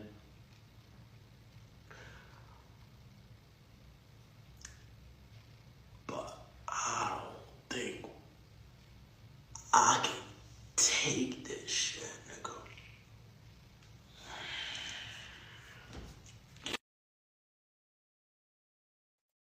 So y'all are able to hear that, right? So he is basically an NPC streamer on TikTok, right? NPCs are basically players on video games. They're usually like the standbys, you know, in cities, towns, you know, people walking through GTAC and like random stuff. But he is a NPC, Miles Morales, right? Where he does a specific action when people send certain gifts on TikTok on TikTok. And when I first saw this video, I didn't even know that this young man was originally homeless. And I did not know that the effect of him doing this got him out of homelessness. It literally got him off the streets. And then to basically look at the range of emotions that he was going through, you can literally see like the hurt and the pain that he's going through. And the fact to know that it was, you know, his own people that sat up there and came through and robbed him. And it's like, I know that hurts because you're coming from a certain place, so you understand what it's like, you know, you hungry, you struggling or whatnot, whatever. And I'm pretty sure like this dude would have probably actually like tried to help somebody out. But they weren't looking for that type of help. They just wanted everything, right? And again, I'm happy that he is alive. Because it's crazy for him to come from homelessness to being successful to get robbed. And it's like when you look even on his social media, when you look on his TikTok, you see the most unserious type of stuff that people could sit up there and say. Even on other areas around the internet, you have so many people, you know, trying to tell him like, oh, well, maybe you're not built to be a streamer and to this. Like the dude got robbed, man. And it's like, and I saw somebody that's, you know, another social media content creator that is actually pretty famous. And I'm going to sit up there and in the video, I'm going to address that one on the solo video, because I'm like, yo, at certain points, I feel like people that do certain content, they just need to stay on that. Like if you just do like, you know, video game type stuff or type of like goofy entertainment, like, yo, just stay there. Just stay there. When it's dealing with like real life stuff, sometimes it is not made for people to sit up there and speak. It is just not that avenue. And I'm sitting up there looking at that, and I'm like, yo, bro, this was not the time for you to like whatever skits that you in a sense do. This ain't the time for you to be speaking on this man's situation and trying to tell him that he's just not built out. Like that's the craziest ass thing that I've seen. Like this dude could have literally lost his life. So what would it have been then? Like, oh well, I'm sorry that happened. Maybe he just wasn't built for it. What? Like I said, so like a lot of times people just don't need to speak. A lot of times people just don't need to speak. And in the instance that I would sit up there and tell him, it would be time to move. This is why a lot of rappers and NFL players, NBA players have stated that this is why they don't stay, in the hood, or this is why they don't, specifically stay where they grew up. Because a lot of people, instead of trying to like emulate or look up to, they want to sit up there and take whatever it is that a person got. And then they're just going to continue to sit up there and take, and it's going to be like a vicious cycle. And it's like, I don't want to, have to do a story or hear of a story of this young man sitting up there losing his life because those same dudes going to decide to, do that again and do worse. I would rather him sit up there and move to a whole nother community where he don't have to worry about that happening. Like, sure, yeah. If he goes to like the suburbs, he would have to sit up there and worry about how the people out there are going to be seeing him. And he might have to sit up there, potentially, maybe worry about the police. Maybe potentially. But he was already in an instance now where his life could have been pretty much taken. And this could have been, a whole different video. Like I said, I'm sorry. And this dude is young. I think he's like, what, early 20s, I think. And, he had to sit up there and go through that. And I'm sorry that he had to, go through that. Again, I'm happy that he is alive.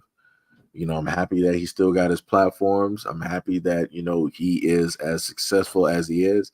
He literally made a dream into a job. And that's something that a lot of people can't even fathom. Right? I don't know. Social media, when it deals with certain issues, it just seems to be like a very weird place where you would think that if something like this were to happen to somebody, that you would see a lot of empathy and a lot of compassion. But it seems like you don't see any of that. And that's a problem. And that is a problem. But that is roughly it. Dealing with everything. I'm trying to see something. That's roughly it. Just wanted to come through here and talk to you guys. I'm gonna now I normally sit up there and tell you guys I'm gonna try to, do live streams, very often, which I am. I'm just, more focused on, putting out videos and, trying to get everything, up and running, as it should be. And yeah, because like I said, I love having these conversations, love being able to interact with you guys and talk with you guys, stuff like that. And also shout out to anybody out there that's starting up a platform and that's, still currently working on a platform and, different things of that nature. Everything will work out. I do got somebody I know that is working on a platform, but I'm not exactly sure how she is doing at this moment. But again, for anybody else that's working on a platform in the background, everything is going to work out. Just takes some time and some energy. You gotta persevere through a few things, and everything will work. Okay. I didn't even know. Ah, man. All right. But anyways, much love, respect, and appreciation. And I will talk to you guys pretty soon. I will have a video uploaded for you guys, a few videos uploaded for you guys today to look at, and potentially, talk about it, whatnot. But until the next live stream, See you guys then.